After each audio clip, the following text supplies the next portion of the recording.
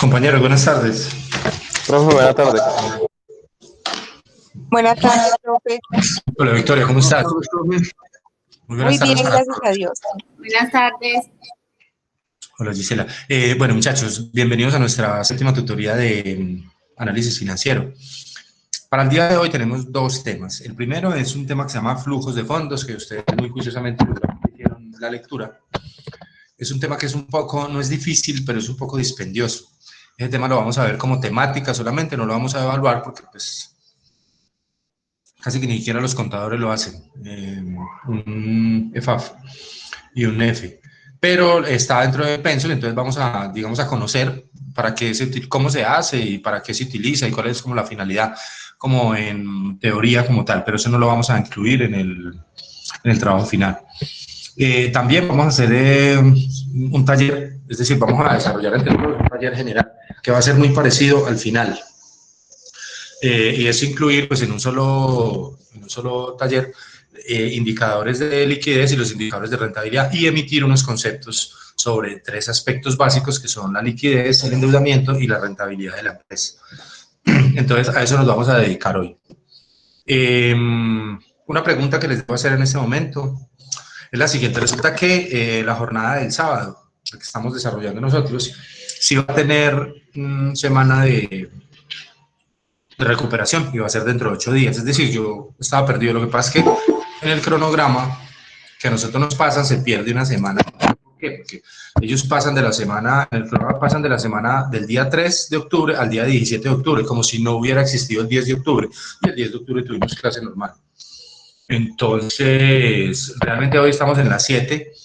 Como no habían comentado que no había semana de recuperación, pues yo estaba, digamos, ya programado para terminar dentro de 8 días. Pero resulta que dentro de 8 días es entonces la de recuperación, ustedes la pueden utilizar. Si quieren reforzar algún tema, si quieren que nos veamos, o si ustedes quieren que terminemos el curso dentro de 8 días de una vez, no hay ningún problema. Si todos estamos de acuerdo, pues por la universidad no hay ningún problema. Entonces, para que definamos eso, muchachos. Profe, usted es el primer tutor que nos dice eso porque con la primera tutoría y segunda tutoría nos dijeron que el final era dentro de 8 días. No, pero lo que pasa es que sí, es que así lo teníamos programado, por eso vuelvo y le repito, así estaba programado, pero hoy se recibió un correo de la universidad con una aclaración diciendo que dentro de 8 días es la de receso y dentro de 15 días es el final. O sea que el final sería el 28 y no el 21. Pero nosotros lo podemos organizar, o sea, nosotros podemos terminar dentro de 8 días. Mejor dicho, lo que ustedes digan, muchachos, yo me acojo a lo que ustedes digan. Profe, pues si podemos terminar la próxima semana, igual no hemos perdido clases con usted. No, nosotros vamos al día con el tema, o sea, hoy vemos, digamos, lo que tenemos hoy el tema es teórico, lo vamos a ver y hoy lo que vamos a hacer es practicar con un taller cómo va a ser el examen final, que es un trabajo que incluye indicadores desde la prueba ácida, desde la razón corriente hasta el valor económico agregado y emitir unos conceptos sobre eso, como ya les comenté ahorita. Pero sí, nosotros vamos al día, nosotros no tenemos temas pendientes, o sea que ustedes lo deciden, si quieren terminamos dentro de 8 días de una vez.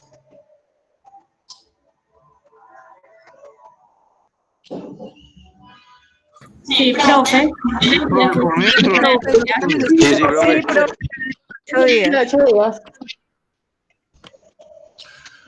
Listo, no hay ningún problema. De pronto, por algo que se va a presentar, alguien que no esté de acuerdo.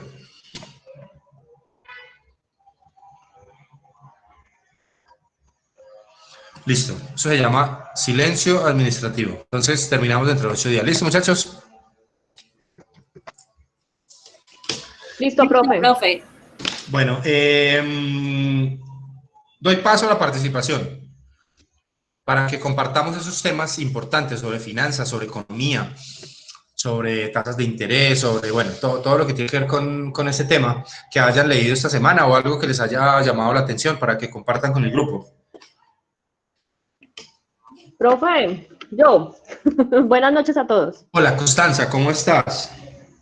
Muy bien. Bueno, yo estuve leyendo, por ejemplo, ahorita en el tema de la papatón que están haciendo en Cundinamarca, porque ya los campesinos o a los agricultores les tocó salir a vender la papa a los peajes porque realmente no pudieron venderla de otra forma. Entonces dice que la gobernación de Cundinamarca explicó que las ventas podrían representar 300 millones en ingresos a los productores. Y pues decía también Claudia López que igual no solamente se va a vender papa, sino que se van a vender los productos que realmente no hayan podido salir pues como al mercado. Incluso crearon una página web para que la gente pueda comprar por ahí, que se llama mercadoscampesinos.go.co, para ayudarles pues a ellos para que puedan como nivelar y no se les pierda el producto. El tema aquí es que como la importación de papa que están haciendo, entonces por eso el precio, pues por eso se complicó mucho la venta para ellos. Listo, Constanza, muchas gracias. Bueno, no sé, la papatón, chévere, ¿no? Yo no me puedo explicar ese tema. A ver, esta semana hablaban con el presidente de la Federación de Papas, yo no sé, bueno, un señor muy versado pues como en el tema, y hablaba de que las importaciones de papa en Colombia no llegan a representar el 2%. Pues eso dice él, no sé, pues que las cifras estén erradas, yo no conozco. Yo soy un convencido de que a la gente hay que creerle. Pero entonces, en ese orden de ideas, yo no me explico qué fue lo que pasó con los paperos. Porque es que, a ver, la explicación, digamos, de que haya una sobreproducción, pues sí, resulta que cuando empezó la pandemia, todo el país le dijimos a los agricultores, no se preocupen, ustedes no tienen problemas, ustedes están allá, ustedes no tienen riesgo de contagio, sigan trabajando, sigan produciendo, que nosotros vamos a seguir consumiendo normal, ¿cierto? Claro, al cerrar los restaurantes, pues hubo una parte de la demanda que se quitó, pero yo pensaba, pues en estos días, pues sí, igual de todas maneras yo ya no consumo la papa en el restaurante porque el restaurante está cerrado, pero igual yo tengo que, si el restaurante está cerrado, pues yo tengo que pedir a domicilio o yo tengo que cocinar en mi casa.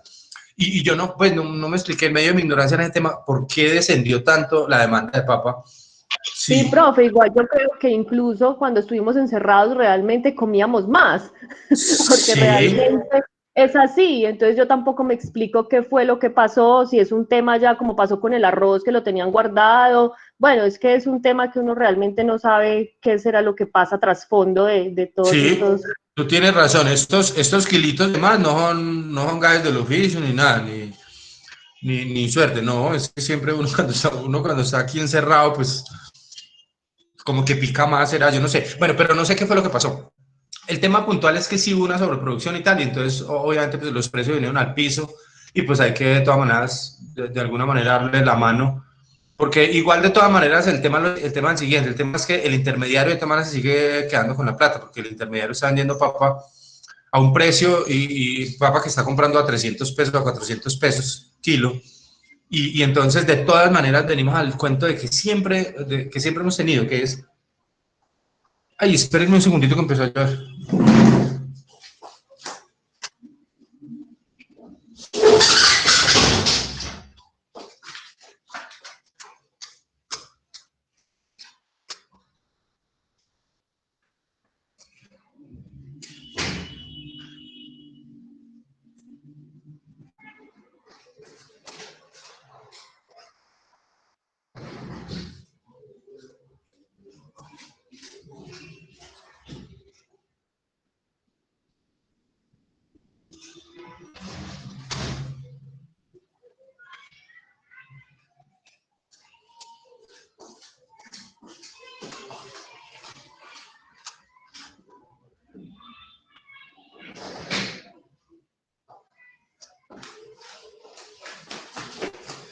Qué pena con ustedes, es que aquí no se da uno cuenta cuando empieza a llover, y anoche estaba yo contento en clase y estaba seguro de que todas las ventanas estaban cerradas y la de mi cuarto estaba abierta y se inundó. Un aguacero que cayó tan tremendo ayer, pero ya cerré todo. Bueno, digamos en que de todas maneras volvemos al cuento de que ese intermediario o ese, digamos, el productor está afectado por esa problemática, que él trabaja muy duro para sacar unos productos, pero resulta que el intermediario es el que se queda con la mayor parte de la utilidad del negocio, y eso sigue pasando, a pesar de que la papa está tan barata, el intermediario sigue. Entonces, qué bueno que ellos puedan salir a hacer su venta directamente, sí, porque seguramente que eso les va va a lograr, digamos, en algún momento eliminar una cadena, o sea, eliminar un eslabón de la cadena de distribución y con eso ellos van a ganar. Es que sobre eso se ha trabajado mucho y digamos que el Estado no ha sido capaz de apoyarlos a ellos, a los productores agrícolas, con las asociaciones, con los grupos, para que tengan, digamos, ellos logren conseguir una posición de negociación más fuerte, una posición de mercado más fuerte. Es que no es lo mismo salir a vender 3 bultos de papa que sea ya en un conjunto, una cooperativa salir a vender toneladas, ¿sí? Es diferente, la negociación es diferente. Entonces, muy importante, Constanza, muchas gracias. ¿Algo más?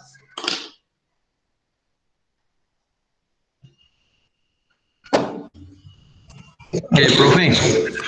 Dígame, Alejandro. Una noticia que veía yo esta semana es la noticia que están los sindicatos pues, que están proponiendo algo de decir que el salario mínimo de 877, 802 pase a 1.000.000 de pesos y el auxilio de transporte pase a 120.000. Entonces uno ve cómo hay una, no sé de dónde sacan ellos esas cifras, porque a la diestra sale el ministro de Hacienda a decir que la economía colombiana va a perder, se esperaba que fuera del 6% y que ahora está calculando el 7% de este año y que antes del gobierno han sido más gastos este año que ingresos. Entonces ahí uno ve como una diferencia, porque lo que dice las centrales obreras es que esto antes ayudará a la reactivación de la economía, porque van a tener pues los hogares como comprar más en insumos, digámoslo así como tal.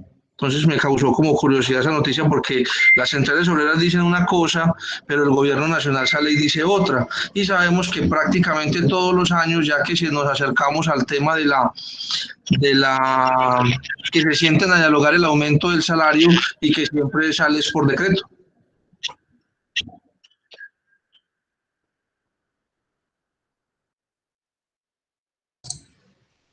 Sí, Alejandro.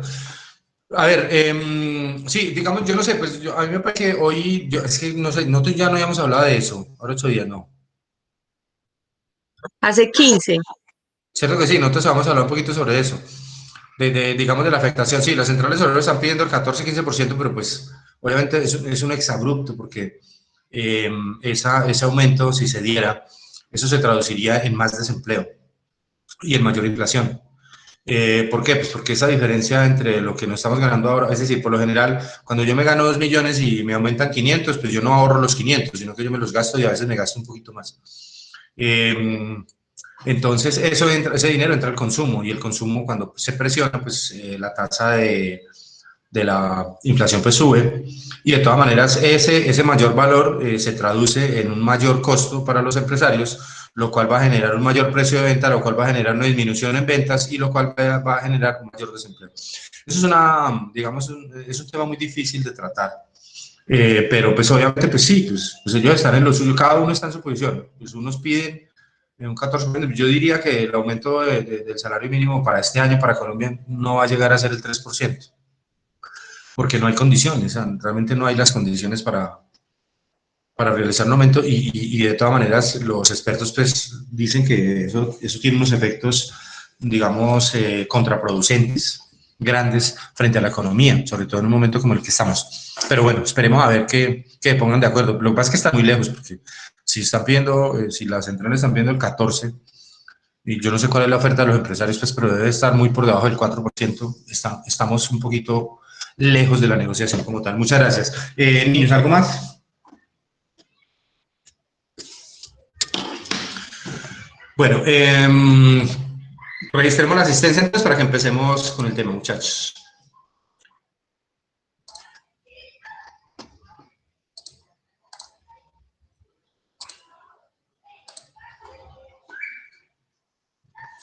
Valentina.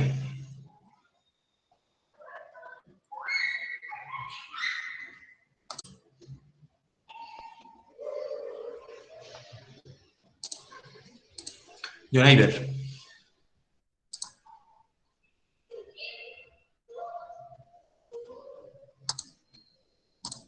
María Paola. Presente, profe.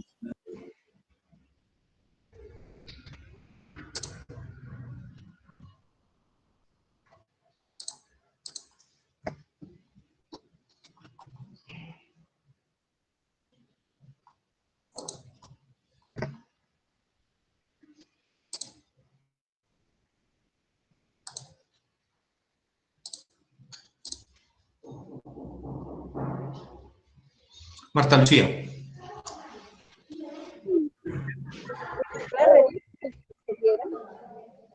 Marta Lucía.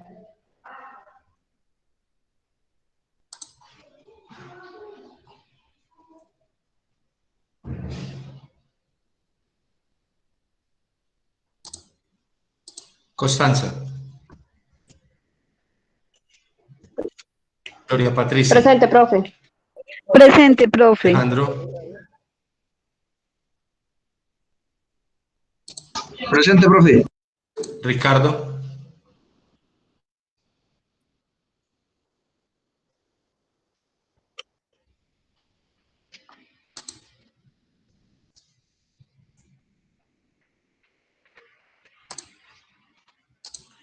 Victoria.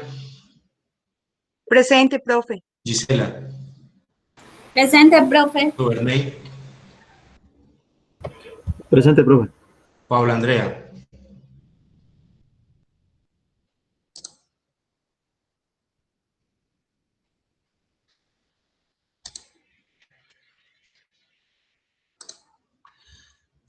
Alexander. Presente, profe.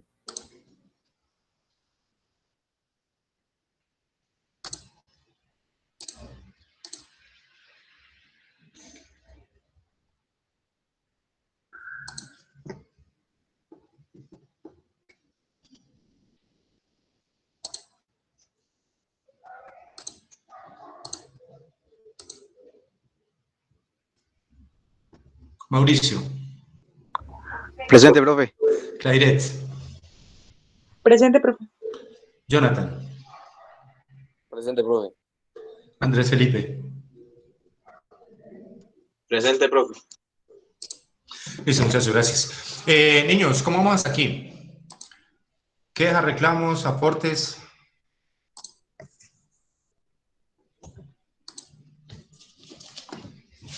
Nada.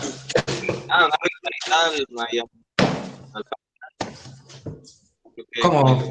¿Cómo, Felipe? Lo que ahí envío en directo. Ay, qué pena, no le escucho nada. Una revisada del parcial, profe. Pero, ¿de cuál parcial? ¿De indicadores? ¿De la rentabilidad? Sí, del último. No, ¿y para qué? ¿A todos les fue muy bien? Bueno. ¿O sí? No, igual de todas maneras, dentro del taller que hacemos hoy, hay un trabajo que es igual, o sea, es un cálculo de indicadores. Yo lo voy a hacer en Excel para que ustedes lo miren, les queda el video ahí, porque el final es eso, el final es un trabajo completico, desde análisis vertical, unas 2 o 3 consideraciones de vertical y horizontal, y indicadores de liquidez, de endeudamiento y de rotación, pues, de actividad, y los de rentabilidad también. Entonces, eso lo repasamos hoy, Felipe, no hay problema. ¿Alguna otra pregunta, muchachos? Profe, usted ahí pues ahora con la llamada pues, de los muchachos, nos llamó a Mónica. Mónica como que tuvo una calamidad hoy. Sí, ella me escribió temprano, por eso no la llamé.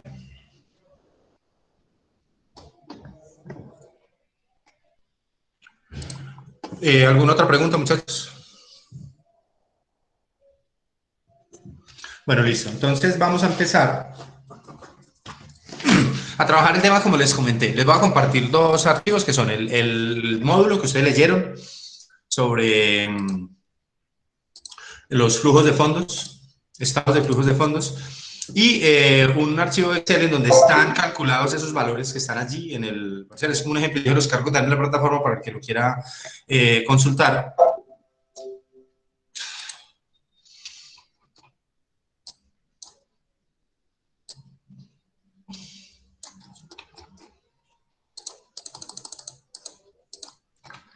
Y vamos a ver entonces la teoría de esto así muy rápidamente para que pasemos al taller. La verdad es que me interesa más el taller, pero pues esto hay que evacuarlo porque es del pensum como tal, ¿sí?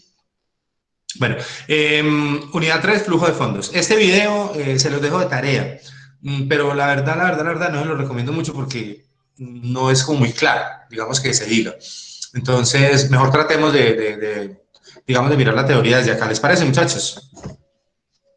Entonces, iniciamos diciendo que ese flujo de fondos, lo que vamos a hacer hoy, lo que vamos a mirar, el EFAF y el EFE, el estado de fuentes y aplicación de fondos, y el estado de flujo efectivo, sirven para decirle a los accionistas de una empresa o la forma como pueden evaluar si la gerencia hizo una adecuada aplicación de los recursos. Es decir, lo que vamos a mirar aquí es de dónde provinieron los recursos con que se trabajó en un periodo determinado, por eso necesitamos 2 periodos para hacer el cálculo, y en qué se invirtieron. Por eso hablamos de fuentes y aplicaciones, porque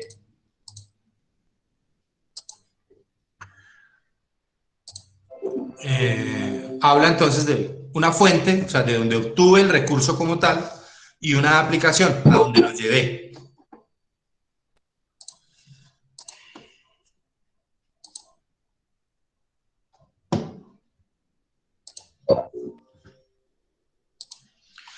Bueno, el objetivo general entonces de esa unidad entonces es determinar en una empresa de dónde provienen las fuentes de fondos y efectivo y en qué fueron aplicados los fondos o recursos. Básicamente es eso lo que vamos a mirar, de dónde vinieron y en qué se aplicaron para poder establecer si las decisiones que tomó la empresa o los directores si cumplieron con el principio de conformidad financiera, que ahorita lo vamos a mirar.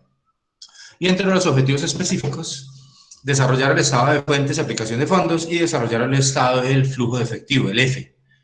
Entonces, eso es lo que vamos a mirar. Entonces, este estado de fuentes y aplicación de fondos, como su nombre lo dice, entonces habla de las fuentes de donde provinieron los recursos y a dónde se llevaron. Análisis de las fuentes. Dice, los administradores de una empresa pueden gestionar 4 tipos de fuentes para adquirir los recursos que se necesitan para la operación como tal, como pueden ser los aportes de capital, los aportes de los accionistas como tal, los préstamos de corto y largo plazo que se puedan conseguir en un sector financiero o con otro tipo de operaciones financieras, las desinversiones, que son ventas de activos, tal vez improductivos o tal vez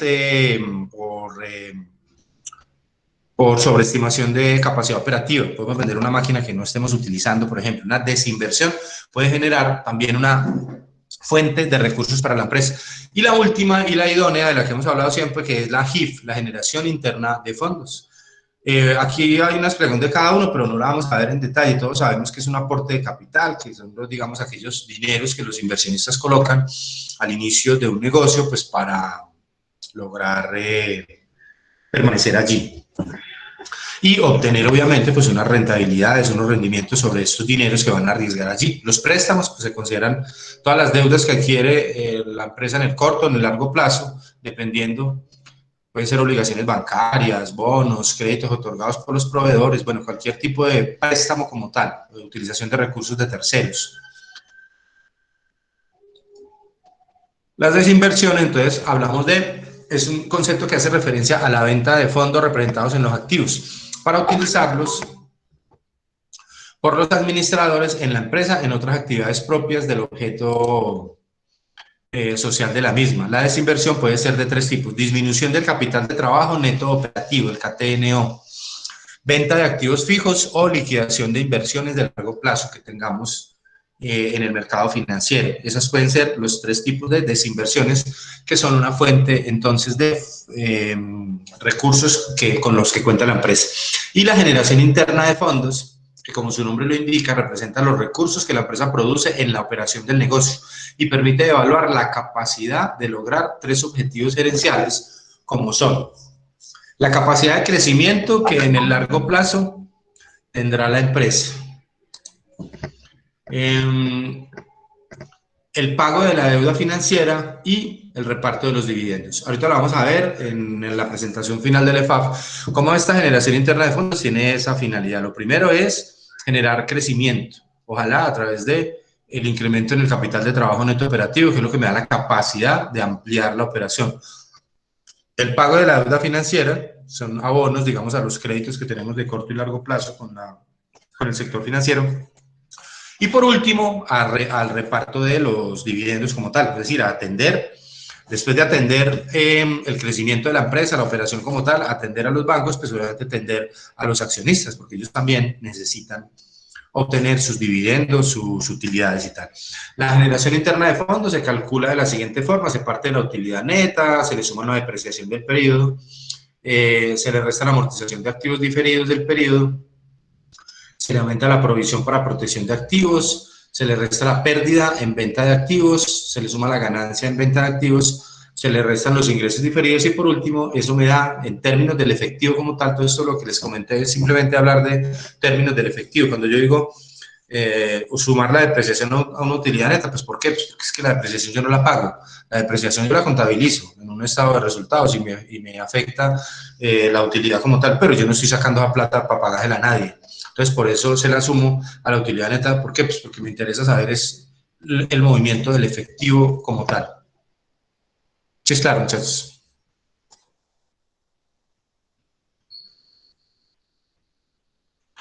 Bueno, finalmente podemos concluir que dependiendo de dónde provienen las fuentes, estas se pueden clasificar en, esta es la clasificación de las fuentes: fuentes de corto plazo, obligaciones financieras de corto plazo; fuentes de largo plazo, como por ejemplo obligaciones financieras a largo plazo, desinversiones, liquidaciones o también emisiones de deuda, que son de largo plazo.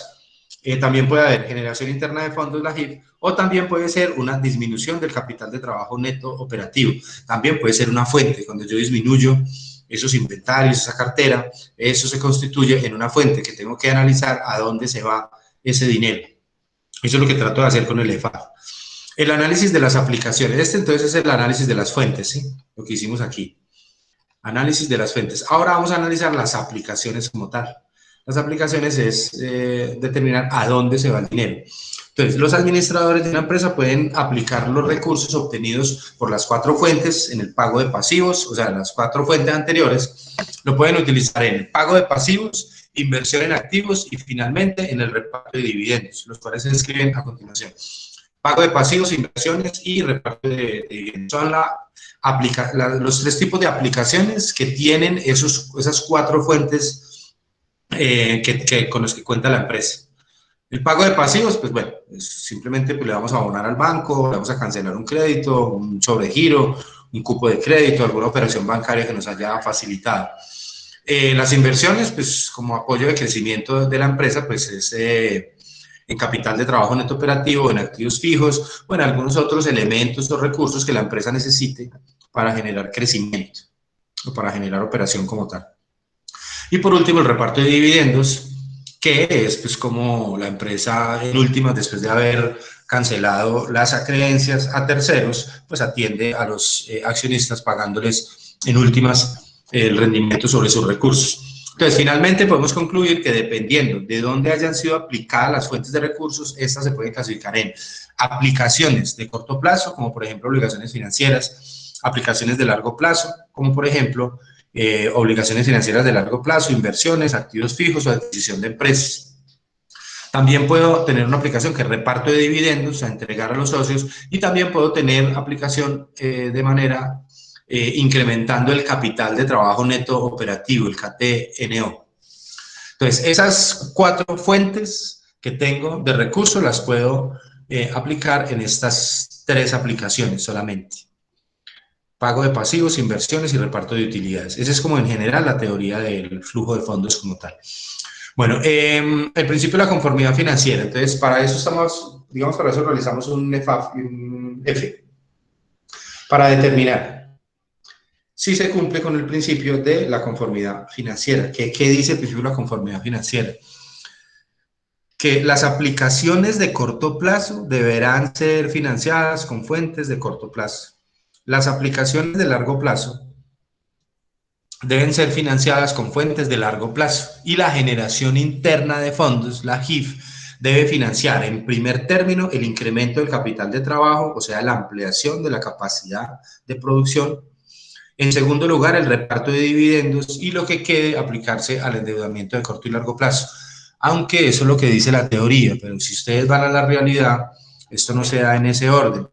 El primero sí, la generación interna de fondos sí, atiende el incremento del capital de trabajo neto operativo, porque tiene que atender las necesidades de ampliación de capacidad de la empresa.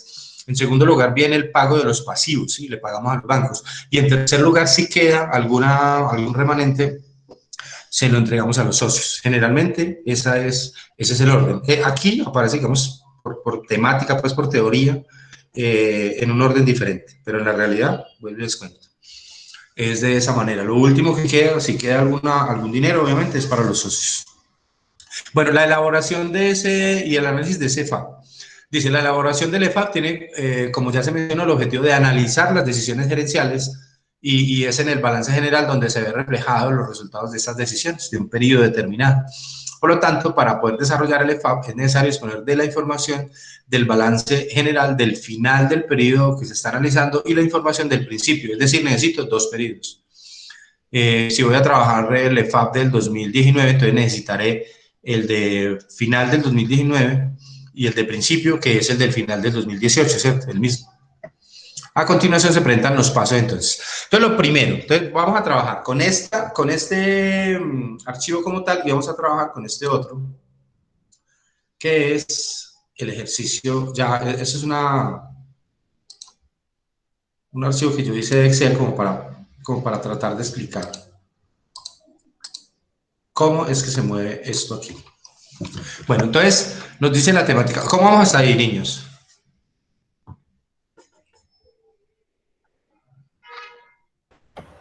Lo veamos bien.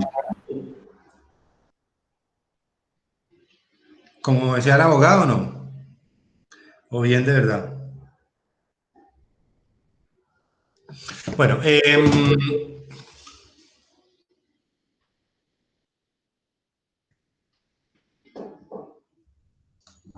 entonces, lo primero que vamos a hacer, como tenemos 2 balances para poder hacer ese EFAP, vamos a establecer las diferencias.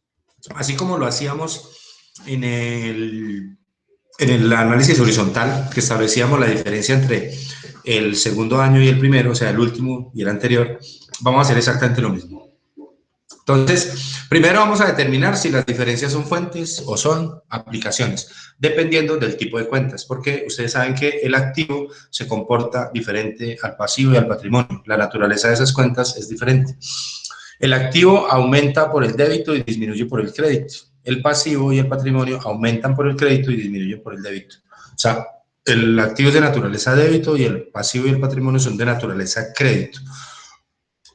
Entonces, son contrarias. Lo que para el activo es una fuente, para el pasivo es una aplicación, y ya lo vamos a ver.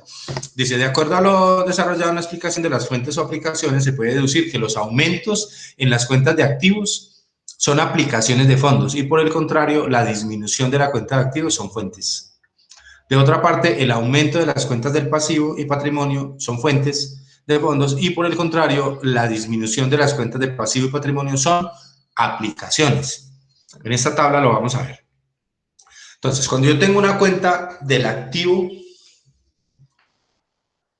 y esa cuenta aumenta, es decir, yo tengo la caja, por ejemplo, que es una cuenta del activo, y pasa de 10 pesos a 100 pesos, es una aplicación. ¿Por qué? Porque estoy llevando un dinero a la caja, ¿cierto?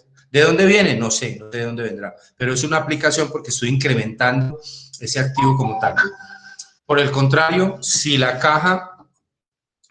esa cuenta del activo disminuye, es decir, si esa caja pasa de 100 pesos a 50 pesos, quiere decir que yo utilicé 50 para algo. ¿Para qué? No sé, tendría que mirar, pero entonces es una fuente, ¿sí? Entonces, cuando el activo aumenta, es una aplicación como tal.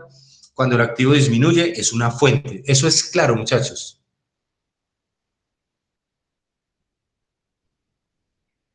Sí, profe. Bueno. Sí, Ahora, profe. y el pasivo y el patrimonio se comportan de la misma manera y es de manera contraria. Cuando un pasivo aumenta, es una fuente. ¿Por qué? ¿Qué es un pasivo? Por ejemplo, una deuda bancaria, un crédito bancario. Cuando ese crédito aumenta, ¿yo qué estoy haciendo? Estoy tomando plata de un tercero, o sea que es una fuente. Cuando el pasivo aumenta, es una fuente. Y cuando el pasivo disminuye, es una aplicación. ¿Cuándo disminuye el pasivo? Pues cuando yo voy al banco y abono plata de ese crédito. Entonces, debía 100 pesos, ahora debo 50. Cuando ese pasivo disminuye es una aplicación, estoy llevando un dinero allí, ¿de dónde? No sé, tal vez de la caja, del banco, de la cartera, de los inventarios, pero estoy llevándolo allí. Y el patrimonio pues funciona con la misma naturaleza que funciona el pasivo, es decir, cuando aumenta es una fuente y cuando disminuye es una aplicación, porque ahora cuando saquemos las diferencias tenemos que establecer qué clase de cuenta aumenta para saber si es aplicación o si es fuente. Entonces, ahorita, en este gráfico, entonces, ¿qué vamos a hacer nosotros? Nosotros tenemos aquí la información del año 1 y del año 2. Y entonces vamos a establecer la diferencia, ¿cierto? Al año 2 le vamos a restar el año 1, así como hacíamos en el análisis horizontal. Y establecemos la variación como tal. Y después clasificamos, depende del tipo de cuenta, si es una fuente o es una aplicación. Por ejemplo, aquí hablemos del efectivo. El efectivo pasó de 599 a 653, es decir, a la caja entraron 54 pesos. Entonces es una aplicación, porque entró ese dinero. ¿De dónde venía? No tenemos ni la menor idea, pero entró a la caja.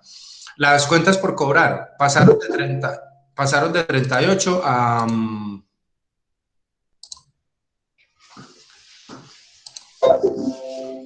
pasaron de 38 a 45, o sea que aumentaron 7. Como son cuentas del activo, aumentó, entonces es una aplicación. Por el contrario, los inventarios pasaron de 975 a 833, o sea que disminuyeron en 142, entonces es una fuente, porque nos llevamos un dinero de inventarios, nos llevamos 142 pesos de los inventarios, no sabemos para dónde fueron, pero nos los llevamos, ¿sí? Entonces fueron una fuente que fue a parar a otra parte. Aquí, por ejemplo, en maquinaria de equipo hacemos lo mismo.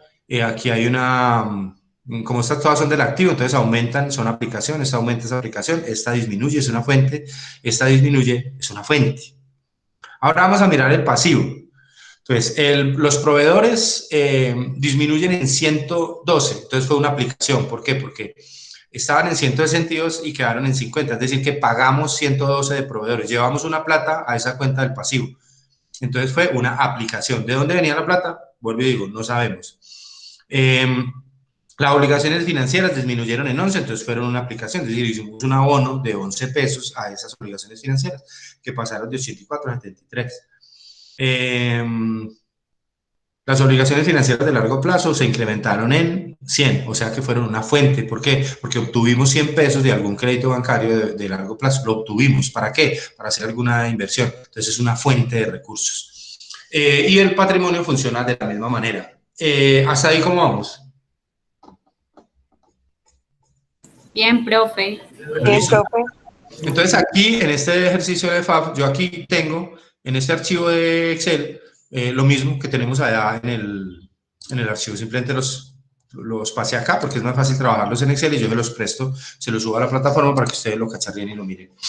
Ahora vamos a hacer el primer paso del EFAF. La elaboración de la primera hoja. En la elaboración de la primera hoja, ¿yo qué hago? Yo saco las fuentes a un lado y las aplicaciones al otro lado. Y si el balance está cuadrado, eso me tiene que dar sumas iguales. Entonces tomo en fuentes los 142 de inventario, los 80 de edificio en terrenos, 1 de activos diferidos, 100 de obligaciones financieras, 21 de utilidades retenidas. En las aplicaciones tenemos entonces 54 del efectivo, 7 de cuentas por cobrar, 110 de maquinaria de equipo, 50 de muebles y enseres, 112 de proveedores, obligaciones financieras de corto plazo, 11 para un total de 344, la misma suma, ¿sí? Tiene que estar cuadradito.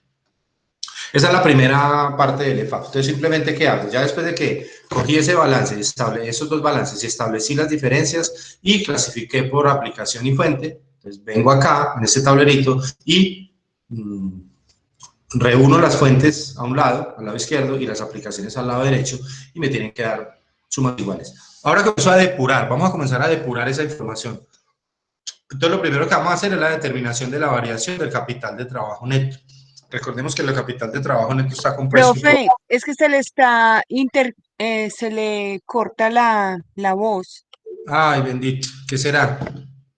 Estoy aquí solito, no tengo interferencia, no tengo ruido ni nada. No, profe, yo lo escucho bien. Yo también lo escucho bien. ¿Será Victoria? ¿Qué pasará?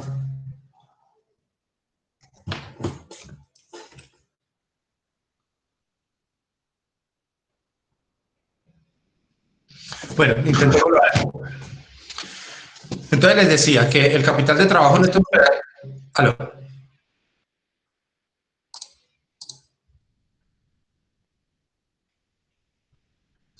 Que ese capital de trabajo neto operativo está compuesto por el inventario, la cartera y los proveedores. O sea, en teoría, cuando yo calculo el CATNO, yo sumo el inventario y la cartera y el resto de los proveedores, y eso me da el capital de trabajo neto operativo. Aquí los voy a depurar por fuentes y usos, fuentes y aplicaciones.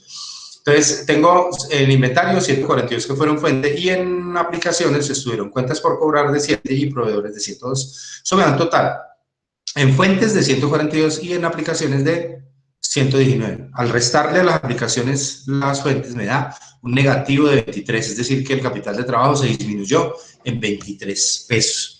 Ahora, ¿qué voy a hacer? Voy a ir a ese tablero que ya tengo, a ese tablero de acá, y voy a eliminar las cuentas del capital de trabajo. Voy a eliminar los inventarios, voy a eliminar las cuentas por cobrar y voy a eliminar los proveedores. Y voy a llevar simplemente como una fuente los 23 pesos. Listo. Y me queda este nuevo tablero. Entonces, aquí digo, disminución del CATNO, que fue una fuente, porque es un activo, son cuentas del activo. Entonces es 23, y miren que ya no están ni los inventarios, ya no están las cuentas por cobrar, y ya no están los proveedores, ¿sí?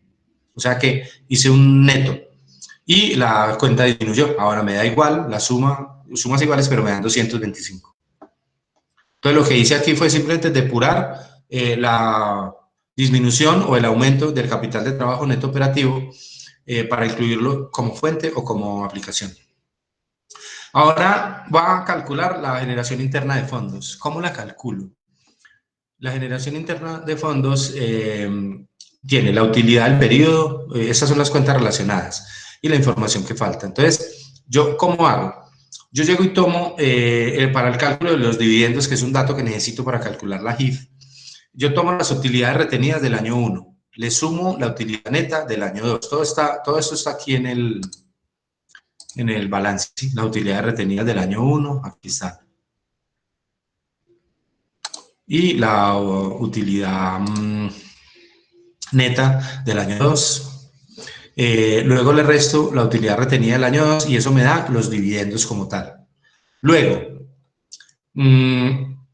tomo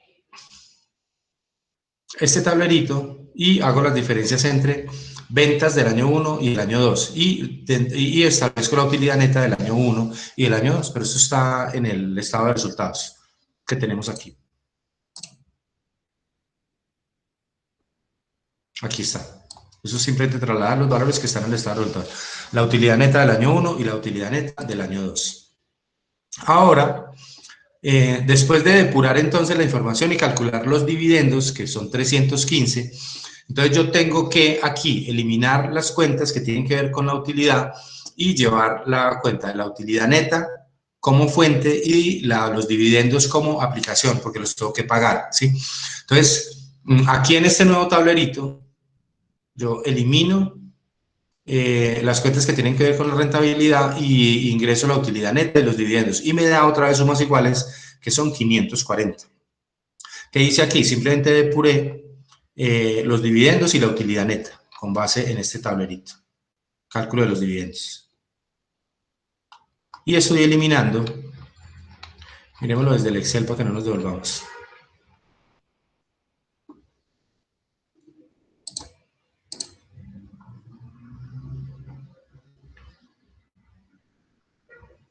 Estoy eliminando la depreciación, la ganancia en venta y la pérdida en venta.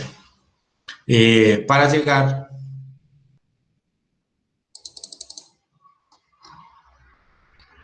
aquí. Para llegar, o sea, quito las utilidades retenidas y ingreso la utilidad neta y los dividendos que los acabé de calcular.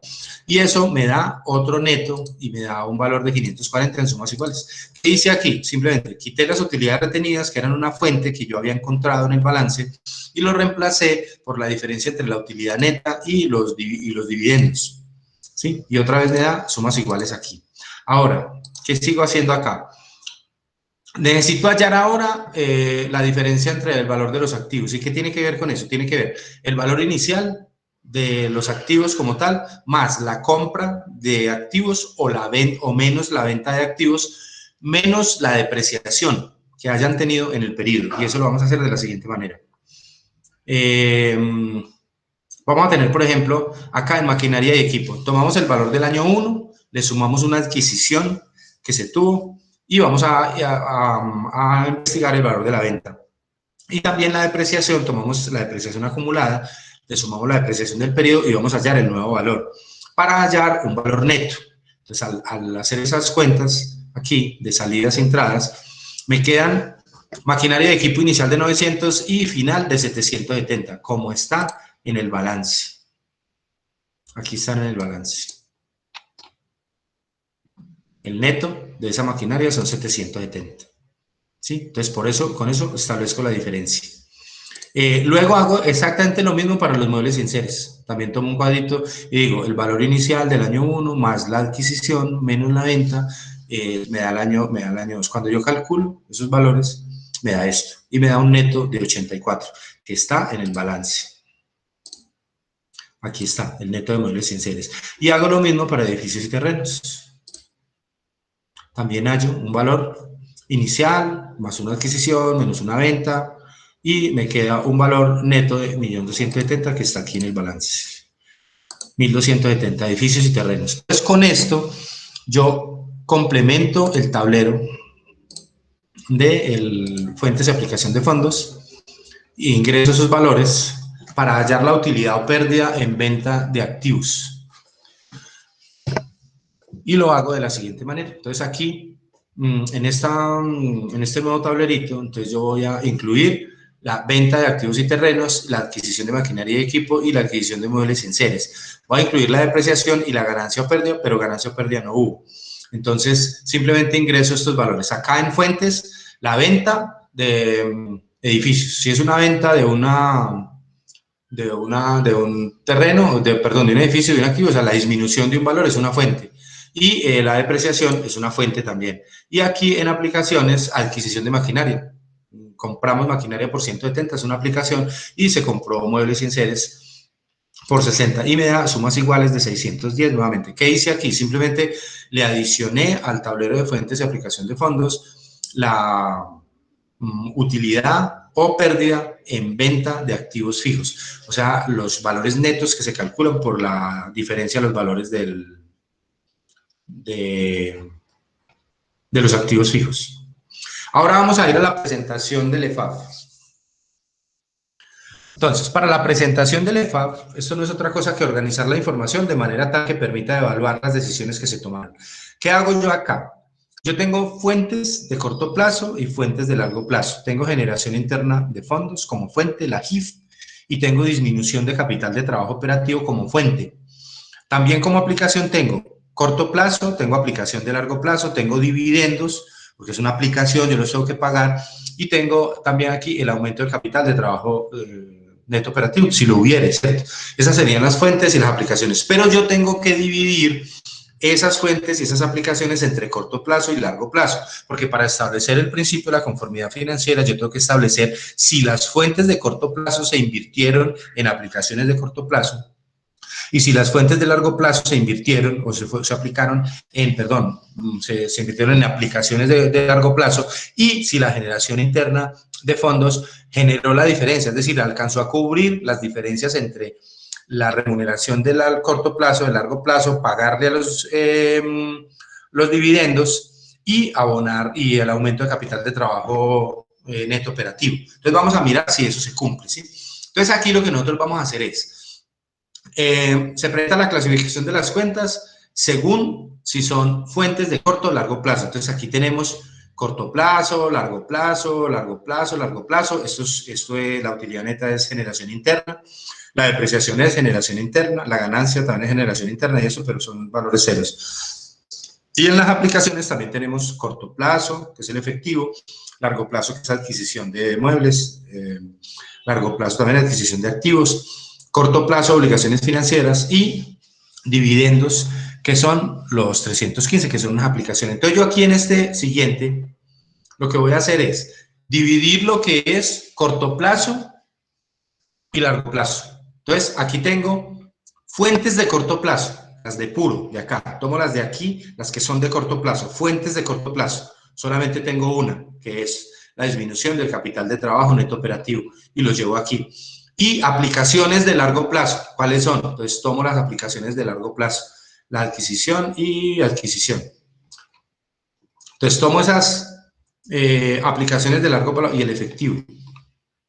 Efectivo, corto plazo, perdón, estamos hablando de corto plazo y corto plazo. Entonces, corto plazo efectivo y corto plazo obligaciones financieras. Entonces, los llevo a este tablero.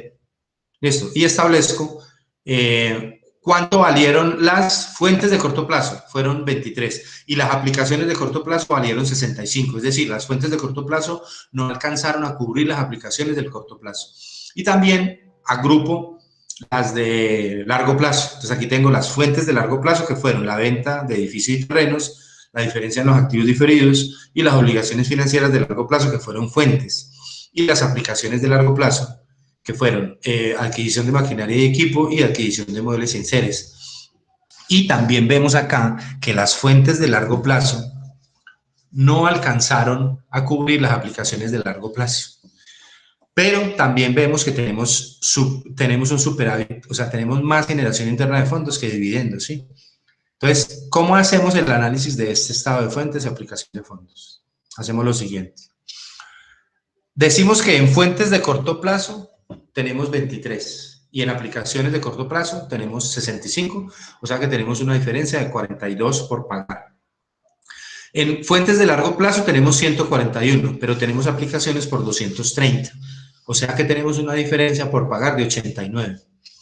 Pero tenemos una generación interna de fondos de 446. Entonces, ¿qué dice la teoría? Dice lo siguiente, que estos 446 de la JIF se fueron a cubrir la diferencia entre las fuentes de corto plazo y las aplicaciones de corto plazo que no se alcanzaron a cubrir. Para cubrir también las fuentes de largo plazo, las aplicaciones de largo plazo que no se alcanzaron a cubrir con las fuentes de largo plazo, y para pagar los dividendos. A eso nos alcanzó esos 446. Entonces, vamos a leer la temática que aquí nos explica exactamente qué fue lo que pasó. Como se puede observar en el gráfico, las fuentes de corto plazo que fueron por concepto de disminución del capital de trabajo neto operativo financiaron solamente 23 de las aplicaciones, que fueron 65. Aquí está. 23 para pagar 65, no alcanzó. Las fuentes de largo plazo financiaron solamente 141 de las aplicaciones, que valieron 230. Tampoco alcanzó. Pero la JIF financió los 42 faltantes del corto plazo y los 89 faltantes de largo plazo.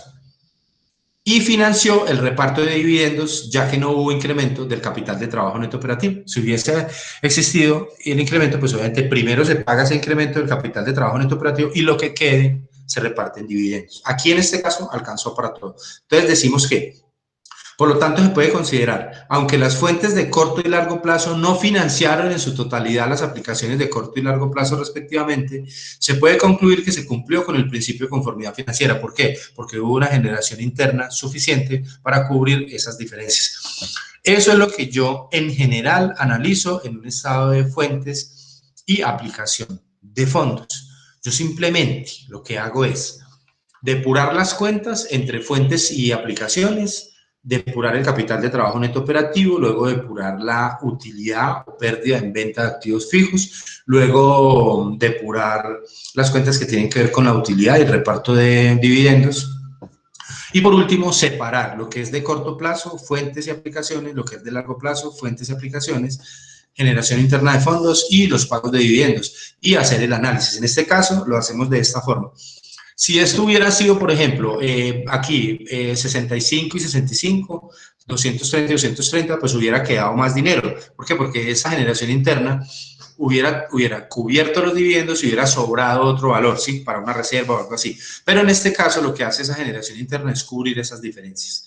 Muchachos, ¿cómo lo vieron? Como para un examen ahora. Bastante denso, profe. Hay que ponerle mucho cuidado. Sí, la verdad es que el tema, usted lo acaba de decir, no es difícil, ¿no? Lo que pasa es que es muy denso es dispendioso. Vuelvo y le repito, ni siquiera tengo contadores aquí.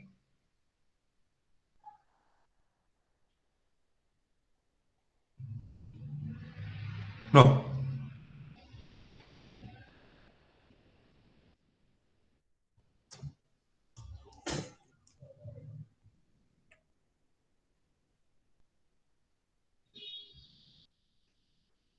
Bueno, les decía,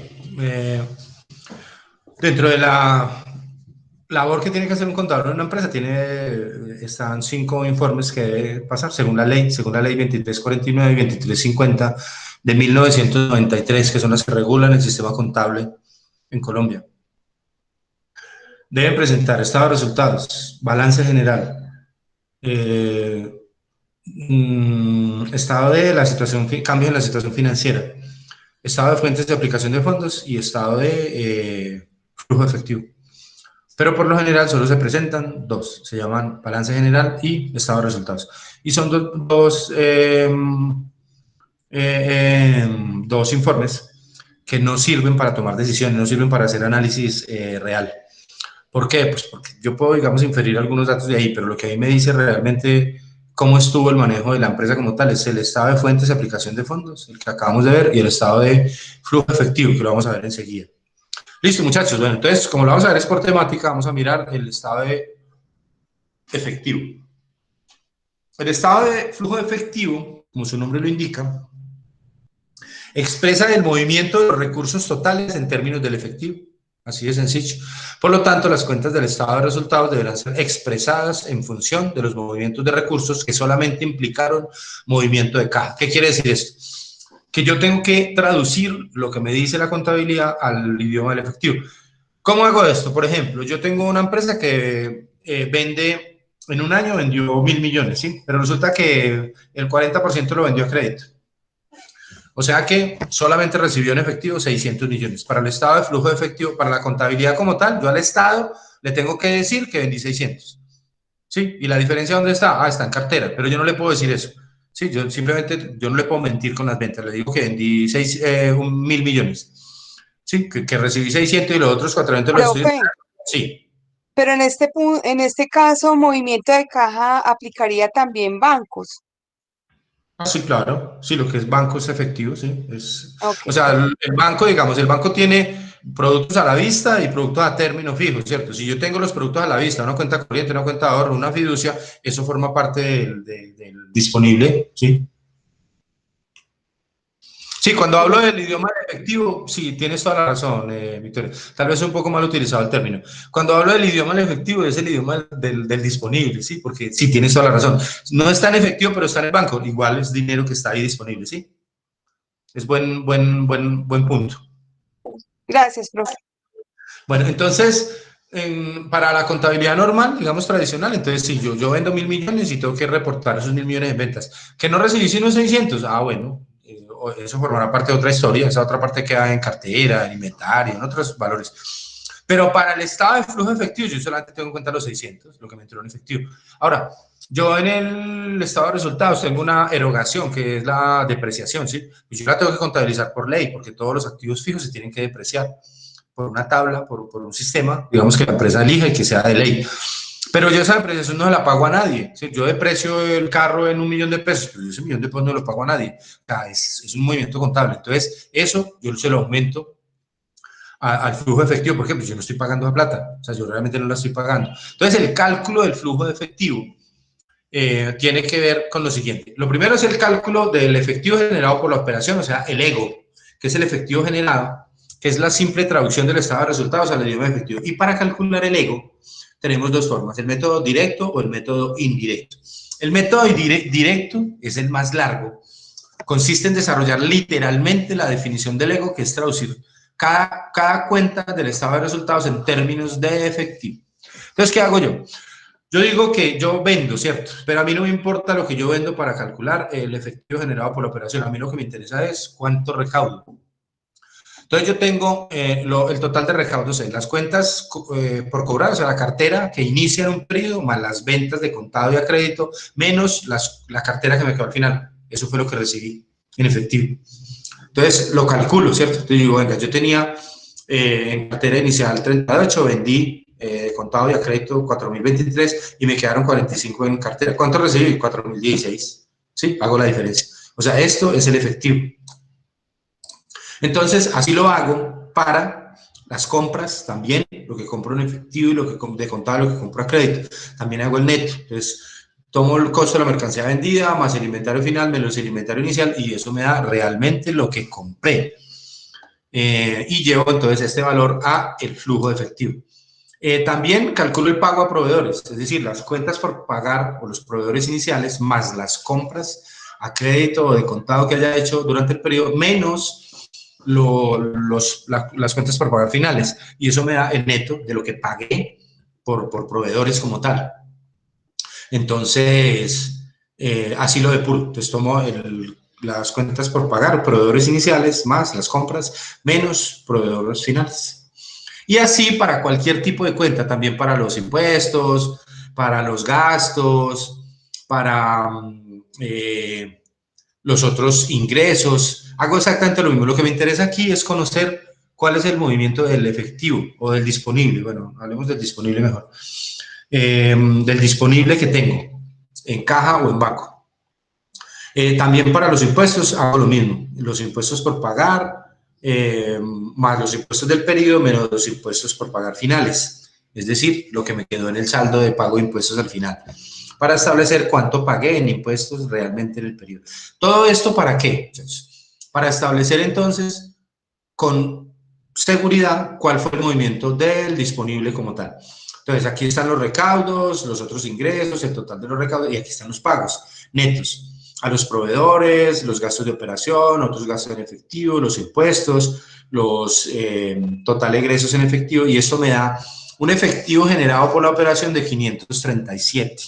Ese es el método directo, es decir, es tomar esos saldos iniciales de caja, sumarles el saldo inicial de esas cuentas, sumarle las compras o las ventas o los pagos y restarle los saldos finales y hallar en realidad cuánto quedó en efectivo, cuánto fue el efectivo generado por la operación. En este caso decimos que fue de 537, pero hay un método indirecto que es mucho más fácil. Lo que pasa es que para calcular este método indirecto yo tuve que haber calculado la JIF y para calcular la JIF tengo que calcular el estado de fuentes de aplicación de fondos. Entonces yo digo por esta fórmula que el efectivo generado por la operación es igual a la JIF más los intereses más la variación del capital de trabajo neto operativo. Entonces, aquí para el ejemplo decimos que la JIF valió 446, ¿sí? Recuerden que la calculamos por aquí.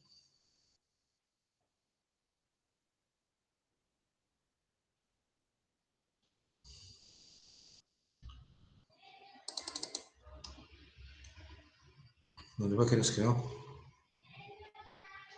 Esta, la generación interna. 336 de utilidades netas más 110 de depreciación, me dio 446 de generación interna de fondo, la JIF. La calculé, ¿cierto? Entonces aquí simplemente, bueno, y también tengo los intereses. ¿De dónde saco los intereses? Del estado de resultados. Aquí tengo el estado de resultados, entonces me dice que los intereses pagados en el periodo fueron de 68. Y ya calculé también del estado de fuente de aplicación de fondos que el KTNO valió 23. Entonces yo simplemente tomo aquí, eso es un valor absoluto, entonces tomo 446 de la JIF más 68 de los intereses más 23 de valor absoluto en el capital de trabajo neto operativo y me da 537, exactamente lo mismo. O sea, lo puedo calcular de manera indirecta con esta fórmula o de manera directa muy largo de esta otra forma y me tiene que dar exactamente lo mismo. Ahora, ¿qué hago para la primera hoja de trabajo del estado de efectivo? Entonces yo traigo aquí en fuentes el efectivo generado por la operación, ¿cierto? Traigo del EFAF la fuente que fue venta de edificios, los activos diferidos y las obligaciones financieras y me da 678. Y aquí en aplicaciones tengo el efectivo, que está también en la diferencia, la aplicación del efectivo que está en este cálculo inicial que hicimos. El efectivo se movió en 54 la adquisición de maquinaria y equipo en 170, la adquisición de muebles y enseres en 60, las obligaciones financieras de corto plazo en 11 y los dividendos en 315 y los intereses en 68. Esas fueron las aplicaciones ¿de qué? De estas fuentes. De aquí salió este dinero y lo aplicamos aquí. Me da 678. Y en la presentación de ese y análisis de ese estado de flujo de efectivo, me dice entonces que aquí está la caja, está el efectivo generado por la operación y hay unas actividades de financiación. Pero también de ahí se obtienen de este efectivo generado por la operación y de estas actividades de financiación, o sea, de conseguir dinero, este dinero va a las actividades de inversión, a las actividades de financiación y al pago de dividendos como tal. Y así lo presento en un estado de fuente de efectivo. Entonces yo digo que el F se calcula de la siguiente manera. El efectivo generado por la operación es 537. Eso ya lo sé, ese dato ya lo tengo. De las actividades de financiación, ¿qué me queda? Las obligaciones financieras, una aplicación de 11, una fuente de 100 y una aplicación de 68 y me queda un neto de 21. Positivo. En las actividades de inversión tengo una adquisición de activos por 230 y una venta de activos por 40 y activos diferidos por 1. Esa diferencia, este neto, me da 189 negativos y los dividendos que son 315. Entonces, esos 537 más estos 21 menos estos 189 menos estos 315 me dan el efectivo, 54. Y al sumarle el efectivo del año anterior me tiene que dar el efectivo del año actual, como está en el balance. El efectivo del año actual son 653. El efectivo del año anterior eran de 599. Entonces, aquí yo establezco el efectivo del año actual como tal. Este es la presentación del estado de flujo efectivo. Es decir, cuál fue el efectivo generado por la operación, qué de ese dinero se fue a actividades de financiación, qué de ese dinero se fue a actividades de inversión, cómo fue el pago de los dividendos y qué quedó. El total del efectivo. Esa es la presentación del estado de flujo efectivo. ¿Para qué me sirve? Para saber cómo está precisamente el movimiento de recursos dentro de la empresa. Vuelvo y repito. Cuando yo hago contabilidad normal, por eso se solicitan y es importante, digamos, que un contador presente estos informes. ¿Por qué? Pues porque son los que me dan la realidad de la empresa. Por eso es que se presenta la siguiente situación que de pronto ya la habíamos tratado. Yo tengo una empresa y entonces termino una operación financiera en el año 2020. Mejor en el 2021 porque este año está muy duro. Entonces, resulta que cuando yo termino el estado de resultados, me dice que hay una utilidad neta de 500 millones. Entonces, la pregunta es, ¿esos 500 millones dónde están? ¿En el banco o en la caja?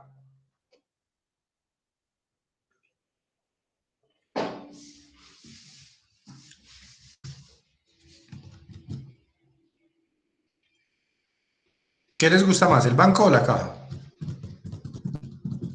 Pues en el banco, profe. ¿Y si estarán allí esos 500 millones? Y eso no es lo que se reparte con los accionistas.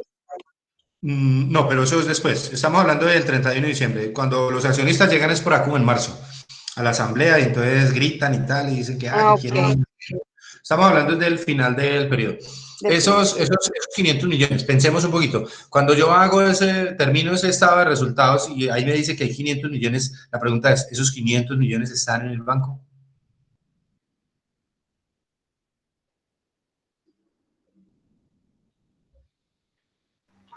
Están en ambos, profe, ¿no? Bueno, activos, no. Profe. Exacto. No están en efectivo, no están en disponible. Puede que una parte esté, pero la mayoría está en activos. ¿Por qué? Porque es contabilidad tradicional. Yo tengo que presentar unas ventas, lo que les comentaba ahorita, de 1.000 millones, de las cuales solo recaudé 600, ¿sí? Al Estado no le importa. O sea, yo vendí y tengo que reportar las ventas. Entonces, si yo no recaudé los 1.000 millones, yo tuve que pagar muchos costos y gastos. Muy seguramente esos 500 millones estén representados en cartera, en inventario, en cuentas por cobrar, en muchas cosas. Sí, pero no en efectivo. ¿A mí para qué me sirve el estado de flujo de efectivo? Para determinar realmente qué se hizo el dinero. Eso no tiene nada que ver con la utilidad.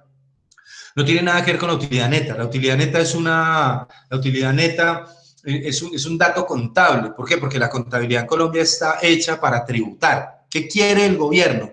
El gobierno quiere que el empresario pague muchos impuestos. ¿Y qué quiere el empresario? Pagar muy poquitos impuestos. Entonces, es un juego del gato y el ratón. Pero entonces, digamos que la contabilidad está hecha es para tributar, no para analizar. Lo que a mí me sirve para analizar son el estado de fuentes y aplicación de fondos, el EFAF y el EFE, que es la realidad, lo que es verdad. O sea, yo tengo mucha cartera, yo tengo mucho inventario, pero yo tengo que contar es con lo que tengo en el bolsillo, con lo que tengo en el banco, en la caja, porque eso es lo que es real, ¿sí? Lo otro, sí, eso tiene un periodo de conversión, tiene un ciclo de caja, como lo vimos en el cálculo de los indicadores y todo esto, pero lo real es lo real. Sí es claro eso, muchachos. Entonces, pues yo no puedo hacer análisis con ese estado de resultados. ¿Por qué? Porque eso son cifras, pero eso no es real, o sea, esa utilidad no es real. Miren que, por ejemplo, ¿qué pasa cuando una empresa, digamos, genera una utilidad de esas? Y entonces, claro, pues como generó una utilidad neta, pues se supone que también generó una provisión para impuesto de rentas, porque tiene que pagar un impuesto de renta sobre la utilidad antes de impuestos. Resulta que cuando llega a pagar los impuestos, por allá en marzo, los bancos sacan unas líneas de crédito especiales. ¿Para qué? Para que las empresas paguen la renta. ¿Eso es correcto? No, eso desdibuja y desdice, digamos, y desbarata el principio de la conformidad financiera. Porque si yo tengo una empresa buena y si yo llevo una contabilidad de causación, yo debería, cuando llegue a marzo, tener ese dinero en el banco, esperando para que me hagan la declaración de renta y yo pagar, ¿sí? Pero resulta que eso no pasa. ¿Eso no pasa por qué? Pues porque no se hace el análisis por efectivo como tal, o sea, por lo real. Lo mismo pasa, por ejemplo, con las cesantías. Si ven ustedes que en febrero, cuando las empresas tienen que pagar las cesantías, tienen que trasladar a los fondos las cesantías de sus empleados, también los bancos les ofrecen unos créditos con unas líneas de interés muy bajas y todo eso, para que logren, o sea, aprovechar eso. Pues eso no debería ser. O sea, si mi negocio es bueno, yo debería haber provisionado mensualmente todos esos valores de primas, vacaciones, cesantías de mis empleados en una fiducia, y de tal manera que llegue el 15 de febrero, yo simplemente retiro de la fiducia y le pago y le traslado al fondo de pensiones. Cierto que ese es el deber ser, pero no es la realidad. O sea, la realidad es otro. Entonces, precisamente por eso es que es necesario utilizar estas herramientas para poder hacer análisis desde la realidad, desde las decisiones que se toman en gerencia financiera, de cómo se obtienen los recursos y en qué se invierten, en qué se utilizan, y cómo fluye el efectivo en la empresa. El efectivo,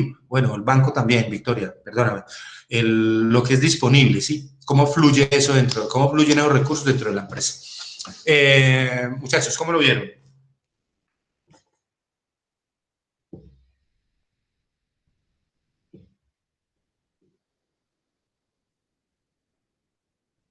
Bueno, voy a pensar que lo vieron muy bien. Entonces, hasta aquí, como ustedes ven, esta es la temática del curso como tal. Ya en adelante vienen las pistas, el glosario, para cuando lo quieran leer. Pero por temática, ahí ya terminamos lo de módulo como tal. ¿Qué vamos a hacer ahora? Vamos a desarrollar un ejercicio que es un tallercito en el que vamos a calcular desde la razón corriente, es decir, los indicadores de liquidez, los de actividad, los de endeudamiento, los de leverage, y vamos a calcular los de rentabilidad como tal. Y con eso vamos a hacer las preguntas, vamos a resolver las dudas y vamos a quedar full para presentar el taller final. ¿Sí les parece?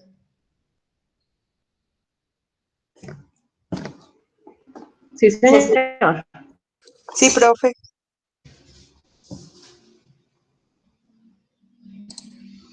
Listo, entonces vamos a trabajar.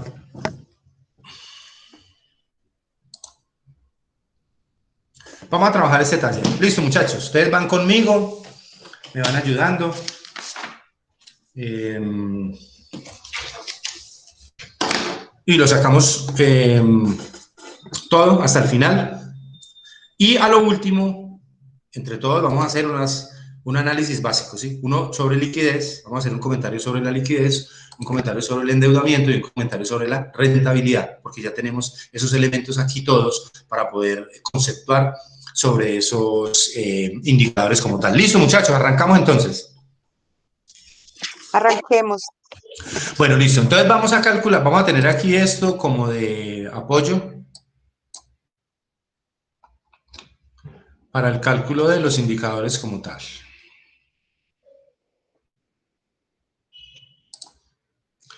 Bueno, entonces vamos a empezar calculando la razón corriente. Listo. Entonces la razón corriente me dice que es el pasivo corriente, aquí están los datos en el balance, el pasivo corriente sobre, perdón, el activo corriente sobre el pasivo corriente, ¿cierto?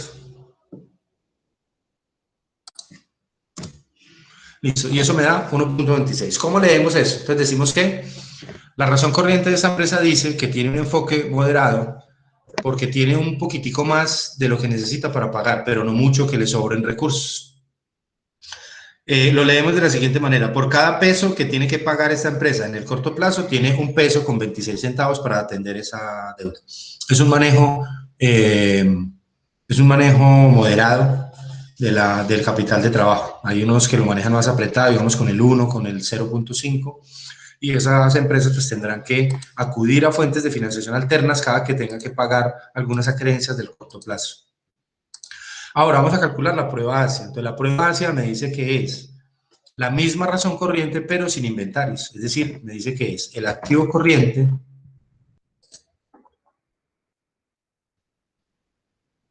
menos los inventarios sobre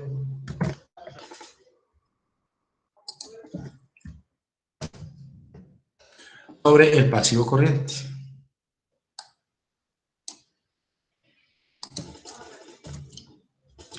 Y ahí ya me da 0.94. Pero recuerden que nosotros habíamos dicho que nosotros podíamos aceptar una prueba ácida por debajo de 1, entendiendo la tipología de la empresa, si es una comercializadora, si es una productora o si es una empresa de servicios, ¿cierto? Una empresa de servicios, pues como no tiene prácticamente inventarios, pues su prueba ácida sería muy parecida o casi igual a su razón corriente. Pero si es una comercializadora que tal vez tiene mucho inventario, pues se le podría aceptar que tuviera entre 0.5 y 0.7. Y tal vez si fuera una productora que tuviera entre 0.7 y el 1 en una prueba ácida, ¿sí? Porque estamos tomando, digamos, una razón digamos, más dura para tomar esa liquidez como tal. ¿Qué quiere decir eso? Que sin contar con los inventarios, esta empresa para pagar cada peso en pasivo corriente, o sea, en el corto plazo, tiene solo 94 centavos, pero, vuelvo y repito, sin contar con los inventarios como tal. Ahora eso me habla entonces sobre la liquidez de la empresa, ¿cierto? Ahora vamos a hablar sobre el ciclo de caja. Entonces vamos a calcular la rotación de la cartera. Y la rotación de la cartera me dice que la fórmula me dice que la rotación de la cartera son las ventas a crédito en el periodo sobre las cuentas por cobrar promedio, o sea, sobre el promedio de la cartera.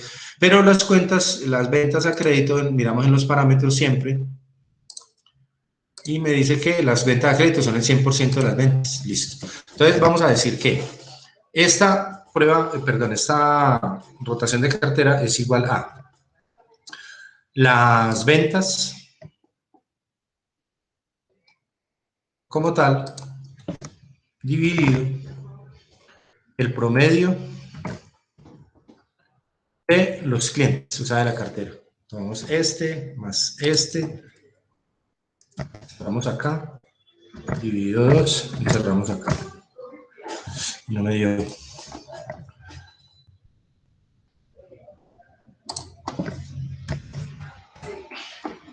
Listo, y eso me da 6.4. ¿Qué es esa cifra de 6.4? Son las veces en que la cartera durante el periodo se convierte en efectivo, las veces que rota. Entonces rota 6 veces en el año, 6 veces va y vuelve en el ciclo de caja como tal. Ahora vamos a calcular la rotación de los inventarios. Entonces, la rotación de los inventarios me dice que está dada por el costo de la mercancía vendida sobre el inventario promedio. Entonces decimos que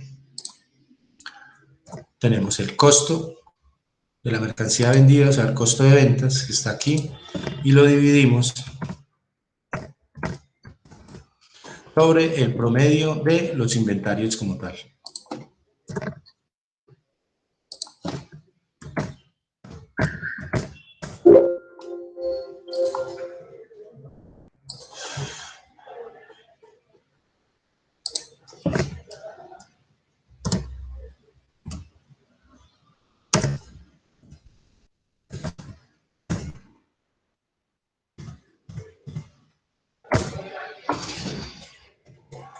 Y eso me da una rotación de 7.3, también quiere decir exactamente lo mismo, que esos inventarios rotan o se convierten en efectivo 7.3 veces en el año.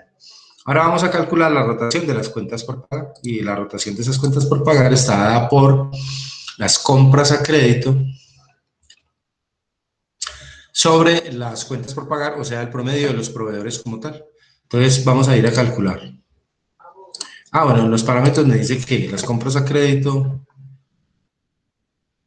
son el 60% del costo de las ventas, listo. Entonces vamos aquí a calcular, a decir que el costo de ventas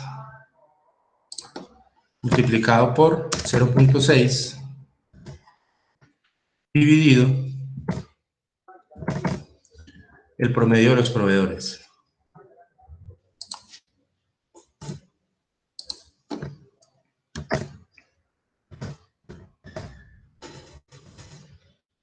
Y eso me da 3.2. ¿Qué quiere decir? Que esa rotación de cuentas por pagar, pues el ejercicio pues nos lo da así, para, digamos, para entender mejor el concepto. Rota solamente 3.2 veces en el año, o sea, pago muy lentamente. Recaudo muy rápido, produzco muy rápido, pero pago muy lentamente. Los proveedores me permiten eso, bueno, nosotros nos lo vamos a imaginar así. Ahora, vamos a calcular los días. Para calcular los días, entonces simplemente tomamos el año, los 365 días, y lo dividimos sobre la rotación. Eso lo hacemos para las 3 rotaciones. Y ahora calculamos el ciclo de caja, que es la cartera, los días de cartera, más los días de inventarios, menos los días de proveedores. Y eso me da menos 9. ¿Qué quiere decir ese menos 9? ¿Quién me dice?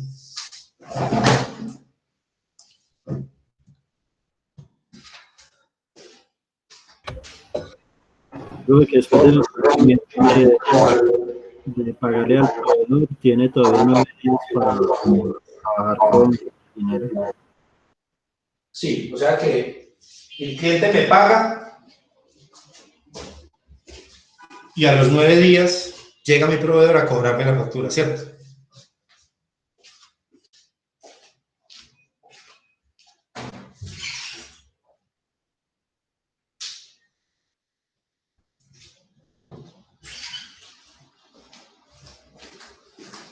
Sí, es correcto eso, muchachos. O sea que decimos que el ciclo de caja es ideal cuando es negativo o es 0, ¿sí? Y no es bueno cuando es positivo, porque quiere decir lo contrario. Mi cliente, mi proveedor viene por su dinero de su factura y mi cliente todavía no me ha pagado. Ese es el concepto del ciclo de caja. Muchachos, ¿hasta ahí cómo vamos?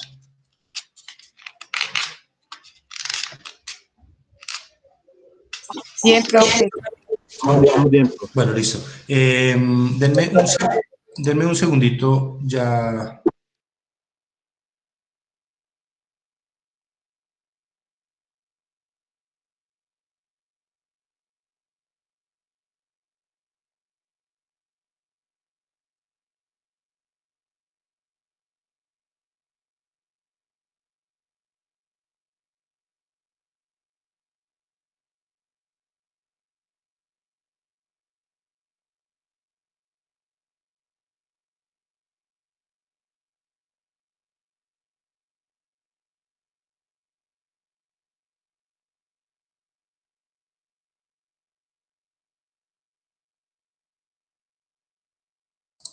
Disculpe, muchachos. Bueno, entonces,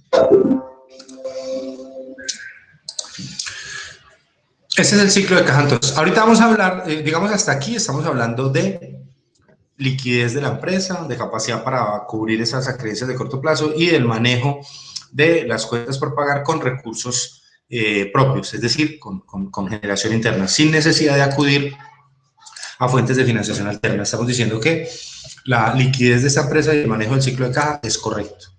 Bueno, ahora vamos a hablar sobre los indicadores de eficiencia.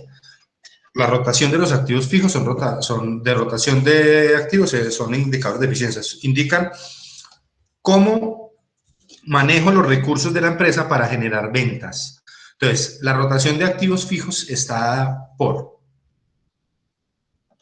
según la fórmula, decimos que está dada por las ventas sobre el activo fijo bruto. ¿Listo? Entonces decimos así, esto es igual a las ventas que están aquí, dividido el activo fijo bruto. Pero el activo fijo bruto es aquel que no tiene en cuenta la depreciación. Entonces, para calcular eso, yo tomo el activo fijo y le sumo la depreciación, ¿sí? Pero como en este caso la depreciación está negativa, entonces se la resto.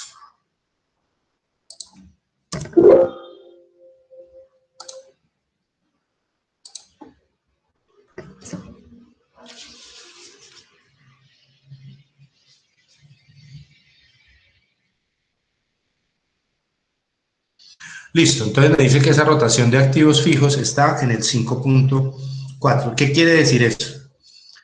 Que por cada peso que yo tengo invertido en activos fijos, soy capaz de generar 5.4 pesos en ventas. Y eso es un indicador de eficiencia.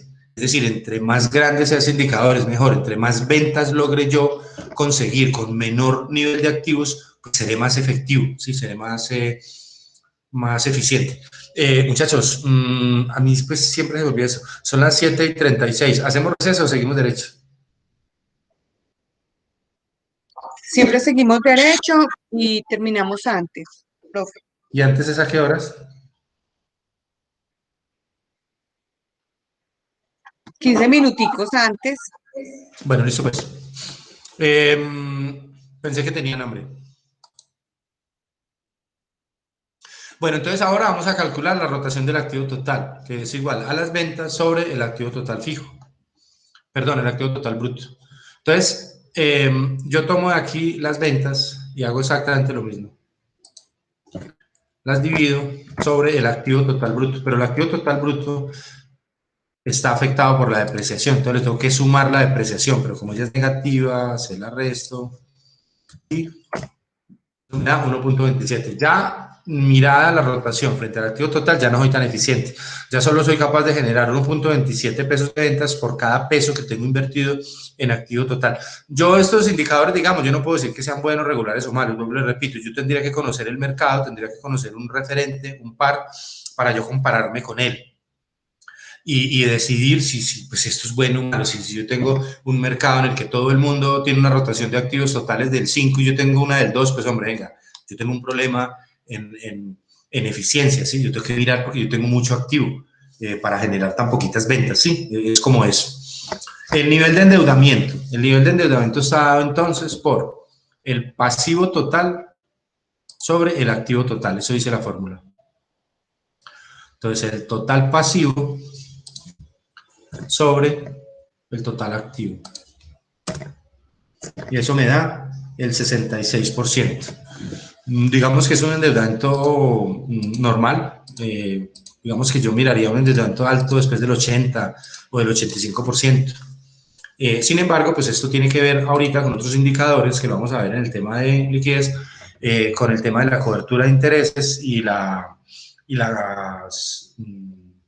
carga del impacto, perdón, el impacto de la carga financiera y las deudas financieras frente al total de las ventas, que eso también es importante.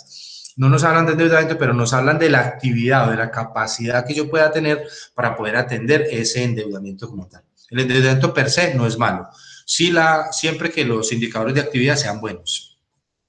El endeudamiento financiero. Entonces, el endeudamiento financiero está dado por, miremos la fórmula, por la deuda financiera frente a las ventas.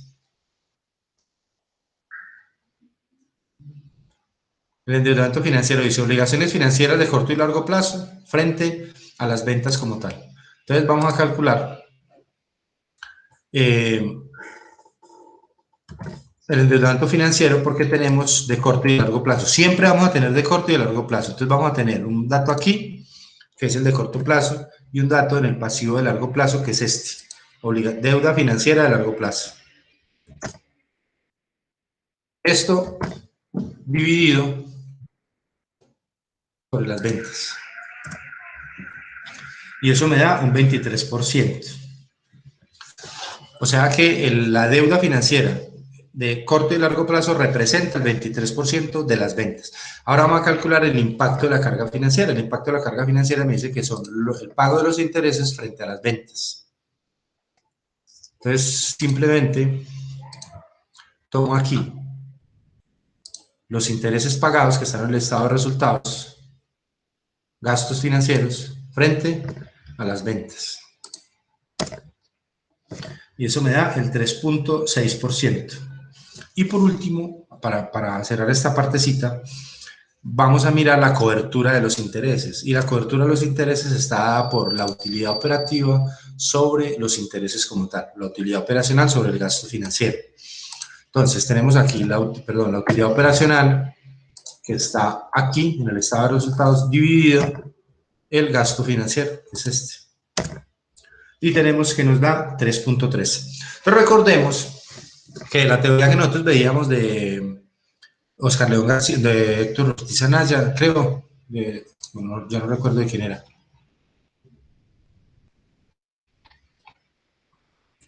Decíamos que para uno mirar como la situación de una empresa, podríamos mirar entonces que tres cosas. Que el endeudamiento financiero no supere, no sea mayor el 30%. ¿Cierto? No, sea inferior.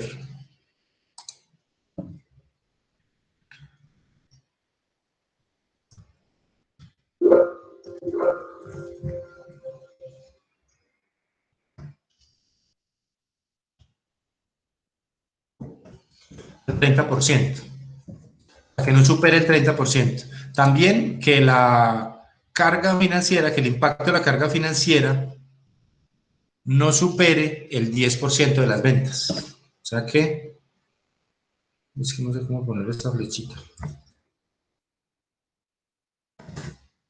10%. Y que la cobertura de intereses sea superior a 1.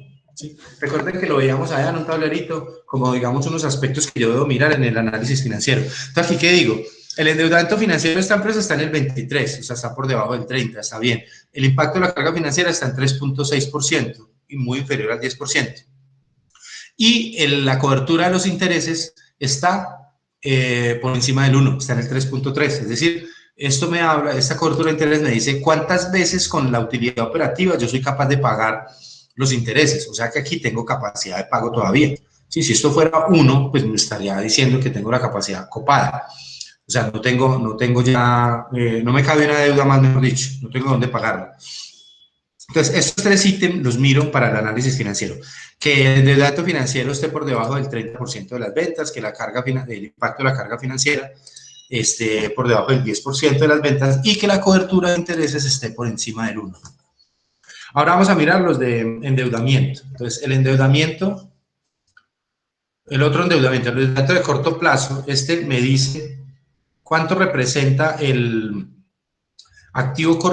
pasivo corriente sobre el total pasivo. O sea, qué porcentaje de lo que yo debo está en el corto plazo. Eso es importante saberlo. Entonces, digo que está el pasivo corriente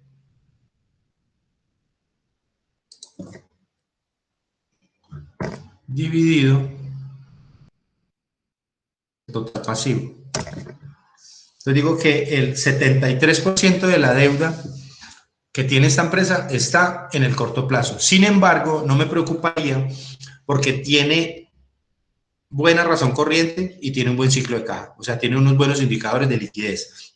O sea que esa concentración, por más que sea alta, de todas maneras, la empresa tiene capacidad para asumirla. Ahora hablemos del apalancamiento. El apalancamiento nos habla entonces de la utilización de recursos de terceros. Pues el apalancamiento total me dice que es el pasivo sobre el patrimonio. Aquí están las, es de Héctor Ortiz Anaya, sí, la teoría es de Héctor Ortiz Anaya del libro Análisis Financiero, lo que les acabo de comentar, el endeudamiento financiero, el impacto de la carga financiera y la cobertura de intereses. Ahora miremos los indicadores de leverage. Entonces, miramos el apalancamiento total, que es el pasivo frente al patrimonio. Entonces aquí tomamos el pasivo, el total pasivo, y lo dividimos sobre el total patrimonio. Y eso me da 198%. Es decir, que ese pasivo representa el 198% del patrimonio. Estamos muy apalancados en recursos de terceros. El apalancamiento a corto plazo está dado entonces por la deuda, o sea, el pasivo corriente o la deuda de corto plazo, pasivo total corriente sobre el patrimonio. Entonces tomo el pasivo corriente y lo divido sobre el patrimonio. Y me da el 145%. O sea que esa deuda de corto plazo representa el 145% del patrimonio. Está muy por encima. Vuelvo y repito, eso aparte de que se den cifras grandes, yo las tengo que contrarrestar o las tengo que comparar con los indicadores de liquidez. Siempre que haya buena liquidez, a mí el endeudamiento o el leverage no me debe preocupar. Y el apalancamiento financiero, que es igual a la deuda financiera sobre el patrimonio. Entonces, para calcularlo, hago lo mismo que ahora. Yo simplemente sumo las dos deudas financieras, una está en el corto plazo y la otra está en el largo plazo. Eso lo divido por el patrimonio.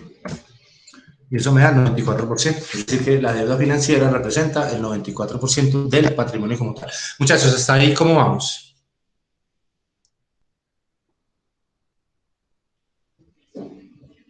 ¿Preguntas? Bien, profe. No hay dudas todavía.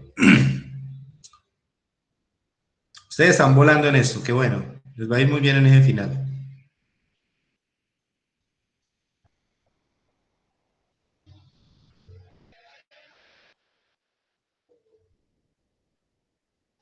Bueno, sigamos entonces. Bueno, listo. Entonces, hasta aquí estamos hablando de los indicadores de liquidez, eficiencia, endeudamiento y leverage. Ahora vamos a hablar de, o sea, hasta aquí estamos hablando todo de corto plazo. Ahora vamos a hablar de rentabilidad como tal. Entonces, como vamos a necesitar un datico que calculamos siempre, vamos a calcular los activos netos de operación. Y los vamos a traer aquí al tablero. Los activos netos de operación están dados por el total de los activos menos el grupo de los otros activos. Entonces son el total de activos menos el total de los otros activos. Y este es el valor de los activos netos de operación como tal. Entonces vamos a empezar. Vamos a hablar ya del tema de rentabilidad. Entonces lo primero que vamos a calcular es la utilidad, la rentabilidad del activo antes de impuestos, la RAI. Entonces está dada por la utilidad operativa sobre los activos netos de operación. Entonces calculamos aquí la utilidad operativa dividido los activos netos de operación que ya los calculé aquí. Y eso me da el 19.96. Esa es la rentabilidad del activo antes de impuestos como tal. ¿Por qué antes de impuestos? Porque estoy tomando la utilidad operativa que todavía no tiene la afectación de los impuestos. Todavía no he pagado ni intereses ni impuestos. Ahora vamos a calcular la rentabilidad del patrimonio antes de impuestos. Y esa está dada por la utilidad antes de impuestos sobre el patrimonio. Esa es muy simple. Entonces vamos a calcular aquí la rentabilidad, la utilidad antes de impuestos, la UAI, dividido el patrimonio. Y eso me da el 34.65%. Esa es la rentabilidad del patrimonio antes de los impuestos. Ahora tengo que calcular el costo de capital promedio ponderado. Listo. Entonces, para calcular ese costo de capital promedio ponderado, voy aquí y lo voy a calcular en este tablerito. Listo. Entonces, vamos a hacer lo siguiente. Aquí tenemos las fuentes, que son el patrimonio, la deuda y el total. Aquí el valor de cada fuente. Aquí vamos a calcular el porcentaje, o sea, la proporción de cada fuente frente al total de fuentes. Aquí vamos a calcular el costo. Y por último, el costo de cada una de las fuentes. Y por último, vamos a ponderar. Vamos a tomar ese costo, lo vamos a ponderar frente a la proporción para hallar el costo frente al total de los activos. La ponderación como tal. Listo, muchachos. Entonces aquí traemos el patrimonio. Aquí traemos la deuda. Entonces, es esta más esta. Y aquí tenemos el total. Listo, bueno. Ahora vamos a hallar las proporciones. Nos interesa entonces saber qué proporción tiene cada uno. O sea, qué representa el patrimonio frente al total y qué representa la deuda frente al total. Entonces vamos a calcular qué representa el patrimonio frente al total de los activos. Y representa el 52%. Ahora, ¿qué representa la deuda frente al total de activos? Y representa el 48%. Y esta suma, pues, me deberá dar 100 normalmente. Ahora, el costo del patrimonio. Por aquí está la tasa mínima de retorno requerida, que es esa expectativa que los inversionistas tienen de utilidad por estar aquí en este negocio, por arriesgar su dinero en este negocio. Entonces tenemos el 25%. Y traigámoslo de la fórmula de una vez. Y el costo de la deuda es el 20%. Ahora hacemos la ponderación en línea directa. Entonces decimos que multiplicamos el costo por la proporción.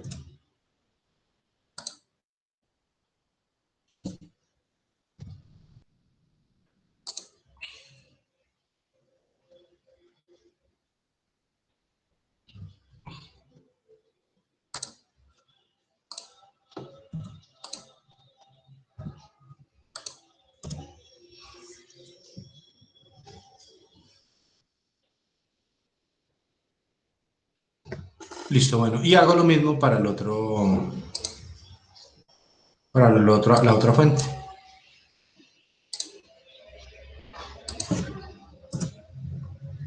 Y establezco el costo de capital promedio ponderado, que es el 22.50. Muchachos, sobre ese cálculo, ¿hay alguna duda? Profe, sobre la deuda, ¿cuál fueron los dos que sumó, por favor? El costo por la la proporción. No, en el 2033, por favor. Aquí. Ah, sí, tomó este, que es la deuda de corto plazo, y esta, que es la deuda de largo plazo. Esa suma me da 2033. Ok. ¿Alguna otra pregunta, muchachos?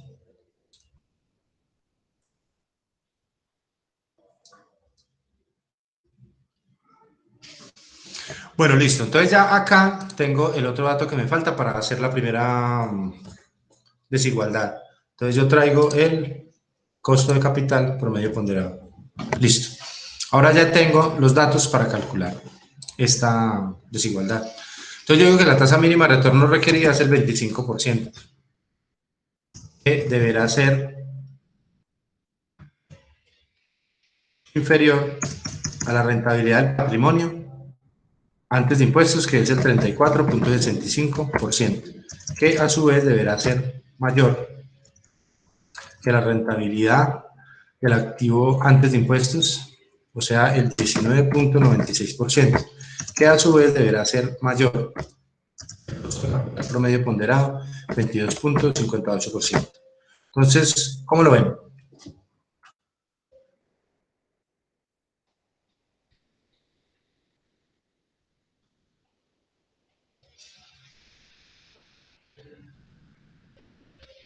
¿Si se cumple o no se cumple?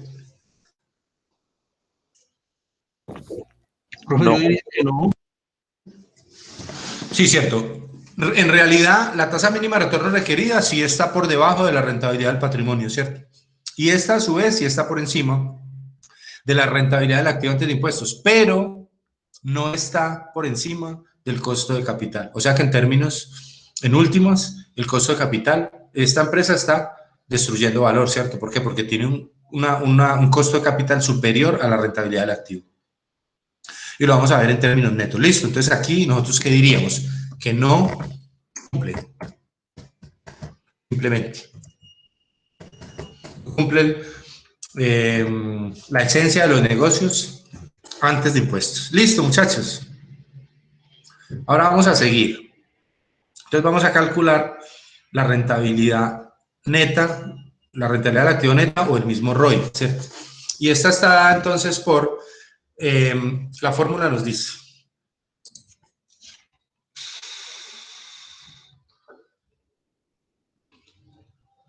que la RAN es igual a la UODI, o sea, la utilidad operativa, por 1 menos T, es decir, le voy a descontar la tasa de los impuestos y lo divido sobre los activos netos de operación. Entonces va a utilizar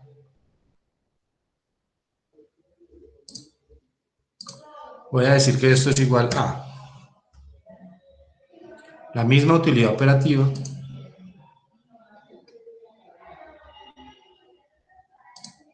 multiplicada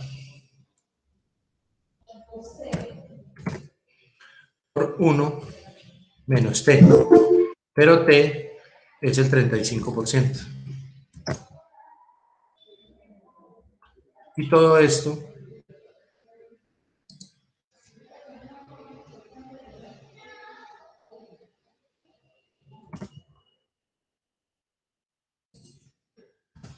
dividido los activos netos de operación, que los tengo calculados aquí. Y eso me da el 12.97%. O sea que esa rentabilidad del activo antes de impuestos que valía 19.96 se convierte en el 12.97.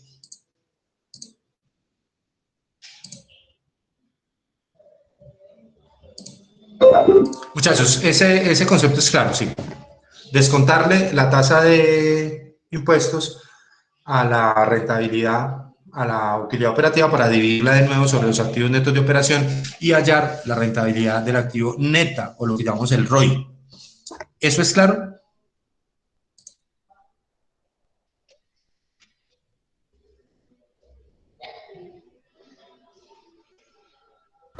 Sí, señor. Bueno, vamos a calcular ahorita entonces la rentabilidad del patrimonio neta o el ROI. Esa es súper sencilla porque esa me dice que la utilidad neta, que está después de impuestos, sobre el patrimonio.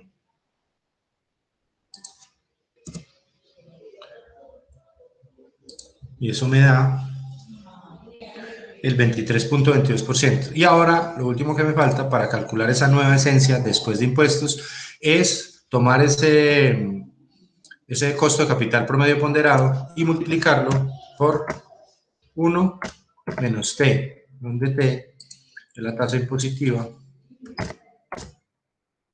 Y eso me da el 14.68. Ahora con eso ya tengo con qué calcular la nueva esencia. Entonces la tasa mínima de retorno requerida sigue siendo la misma, 25%, o sea, no cambia para nada. El ROE, entonces aquí es del 23.22%, que deberá ser superior al ROI, que vale el 12.97%, que a su vez deberá ser superior que el costo de capital promedio ponderado después de impuestos, que es del 14.68%. Entonces, decimos que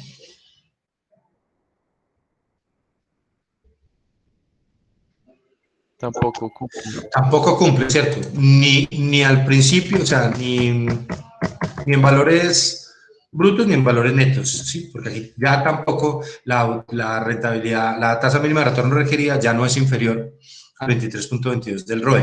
Es decir, aquí hay un problema de rentabilidad como tal. Y más en términos netos. Y eso se va a reflejar en el valor económico agregado, y ya lo vamos a mirar como tal. Hasta ahí, muchachos, ¿cómo vamos?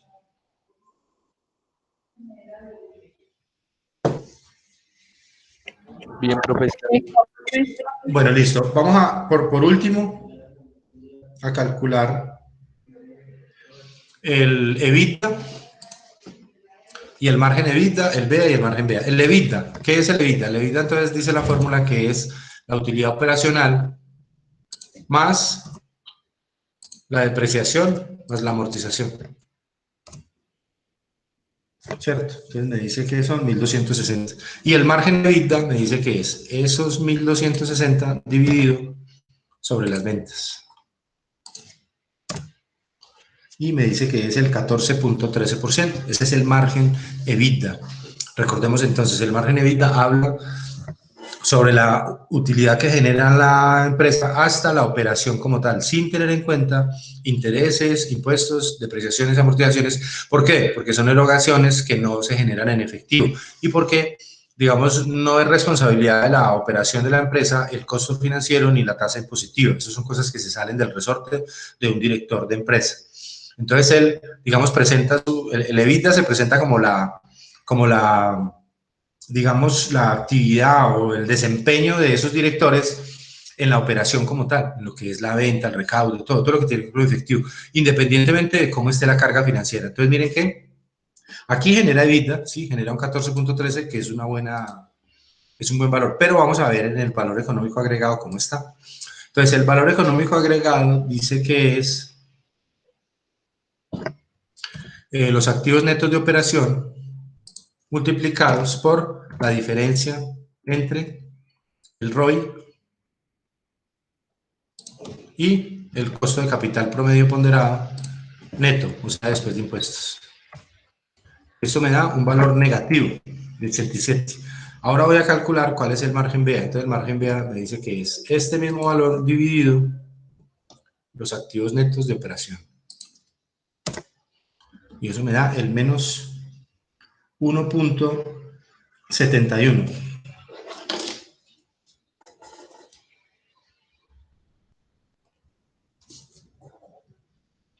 O sea que esta empresa está destruyendo valor. Es un valor pequeño, de 87 frente a unos activos de 5.086, pero de todas maneras está destruyendo valor. ¿Cómo nos damos cuenta?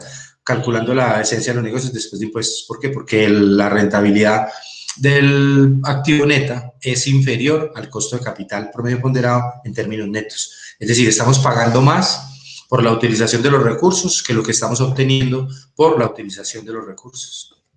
¿Es claro hasta ahí, muchachos?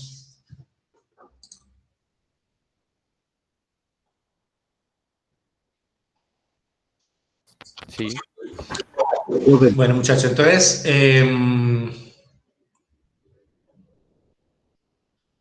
aquí vamos a mirar. Entonces, en el análisis de la liquidez, nosotros, ¿qué podemos decir de la liquidez de esta empresa?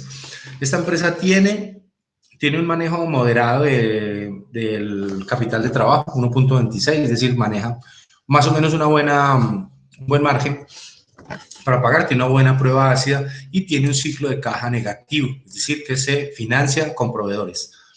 Es decir, que en tema de liquidez, esta empresa decimos que está bien, ¿sí?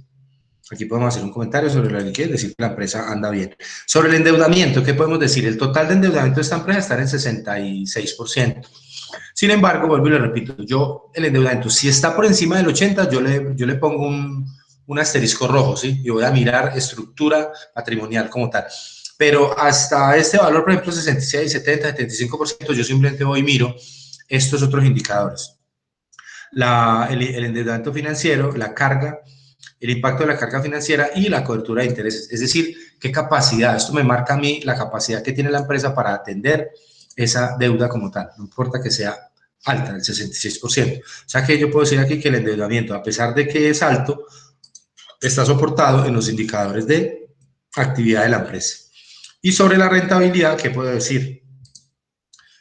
Que no es mala, ¿cierto? Sin embargo, está destruyendo valor. Es decir, aquí, ¿qué tendríamos nosotros que hacer? Tendríamos que utilizar estrategias o inductores de valor para generar actividades que disminuyan costos, por ejemplo, eliminen costos ociosos o inversiones innecesarias para lograr que esta rentabilidad del activo aumente. ¿Para qué? Para que este valor económico también aumente y se vuelva positivo. No es un valor muy grande, es una destrucción del 1.71, sin embargo, es una destrucción de valor que hay que tenerla en cuenta. Entonces, la rentabilidad de esta empresa podemos decir que a pesar de que no es mala, tiene varios puntos de mejora, varias oportunidades de mejora. ¿Cómo son? Entonces, esa generación de esas actividades, vuelvo y le repito, que disminuyan costos o aumenten la rentabilidad en alguna en alguna línea, por ejemplo, para lograr convertir esto en cero o convertirlo en positivo. Recordemos que cuando el valor económico agregado es cero, es decir, el costo de capital promedio ponderado es igual a la rentabilidad del activo, todo el mundo está feliz. ¿Por qué? Porque le estamos pagando, estamos generando un 22.58 en términos antes de impuestos, términos brutos, para pagarle al patrimonio, o sea, para retribuirle al patrimonio su inversión y para pagar la deuda, ¿sí? Para pagarle al banco los intereses como tal. O sea que se están generando los recursos para ello. Entonces, en última, esta empresa tiene muy buenos indicadores de corto plazo y no tan buenos, digamos, no son malos, pero no tan buenos de largo plazo. ¿Por qué? Porque la rentabilidad tiene que ver con el largo plazo. Más o menos eso es lo que yo analizo en una empresa con la información que tengo. Vuelvo y repito de pronto lo que ya habíamos hablado en la primera tutoría. Ya para yo entrar en una empresa a hacer un análisis financiero general, pues yo tendría que obtener alguna información adicional, como, por ejemplo, cuál es el desempeño de la industria como tal, cuáles son los mejores competidores, qué índices tienen, para poderme comparar con ellos y obtener también una información interna, ¿sí? De la empresa como tal, de la composición de los activos y tal, porque muchas veces en un balance general, pues uno no puede establecer ese tipo de consideraciones como tal. Pero así de plano, digamos, así podemos hacer. El taller final, entonces, es un taller así como este. Simplemente ese va a tener adicionales que se les va a solicitar hacer un análisis vertical y horizontal con 2 o 3 comentarios solamente. No va a ser así extenso como el que hicimos la vez pasada del taller, sino simplemente mirar cómo se comportan las ventas de un año a otro, cómo está la composición del activo, por ejemplo, del activo corriente frente al activo total, endeudamiento y así como lo hicimos desde la segunda tutoría. ¿Cómo lo ven, niños?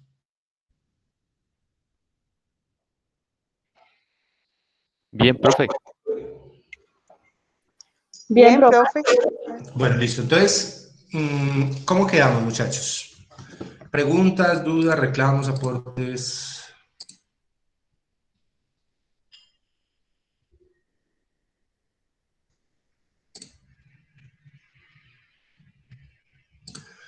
Nada. Profe, ¿cuándo vas a subir el taller? Voy a tratar de hacerlo ahora mismo, o si no alcanzo ahora, mañana en la mañana, ¿sí?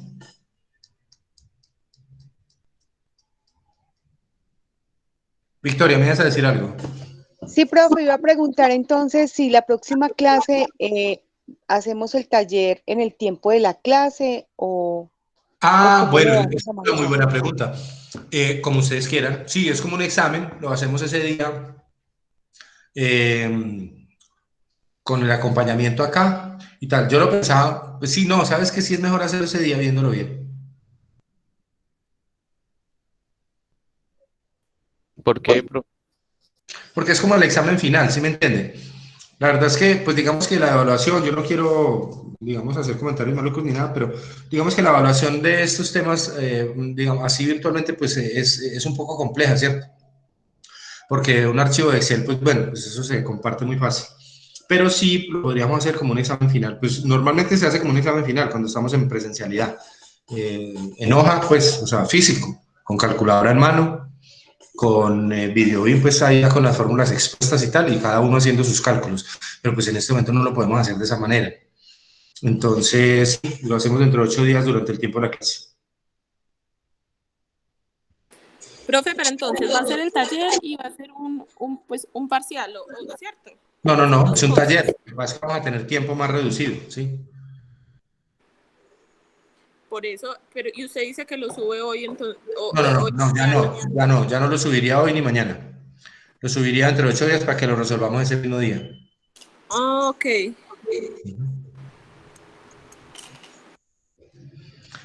¿Alguna otra pregunta, muchachos?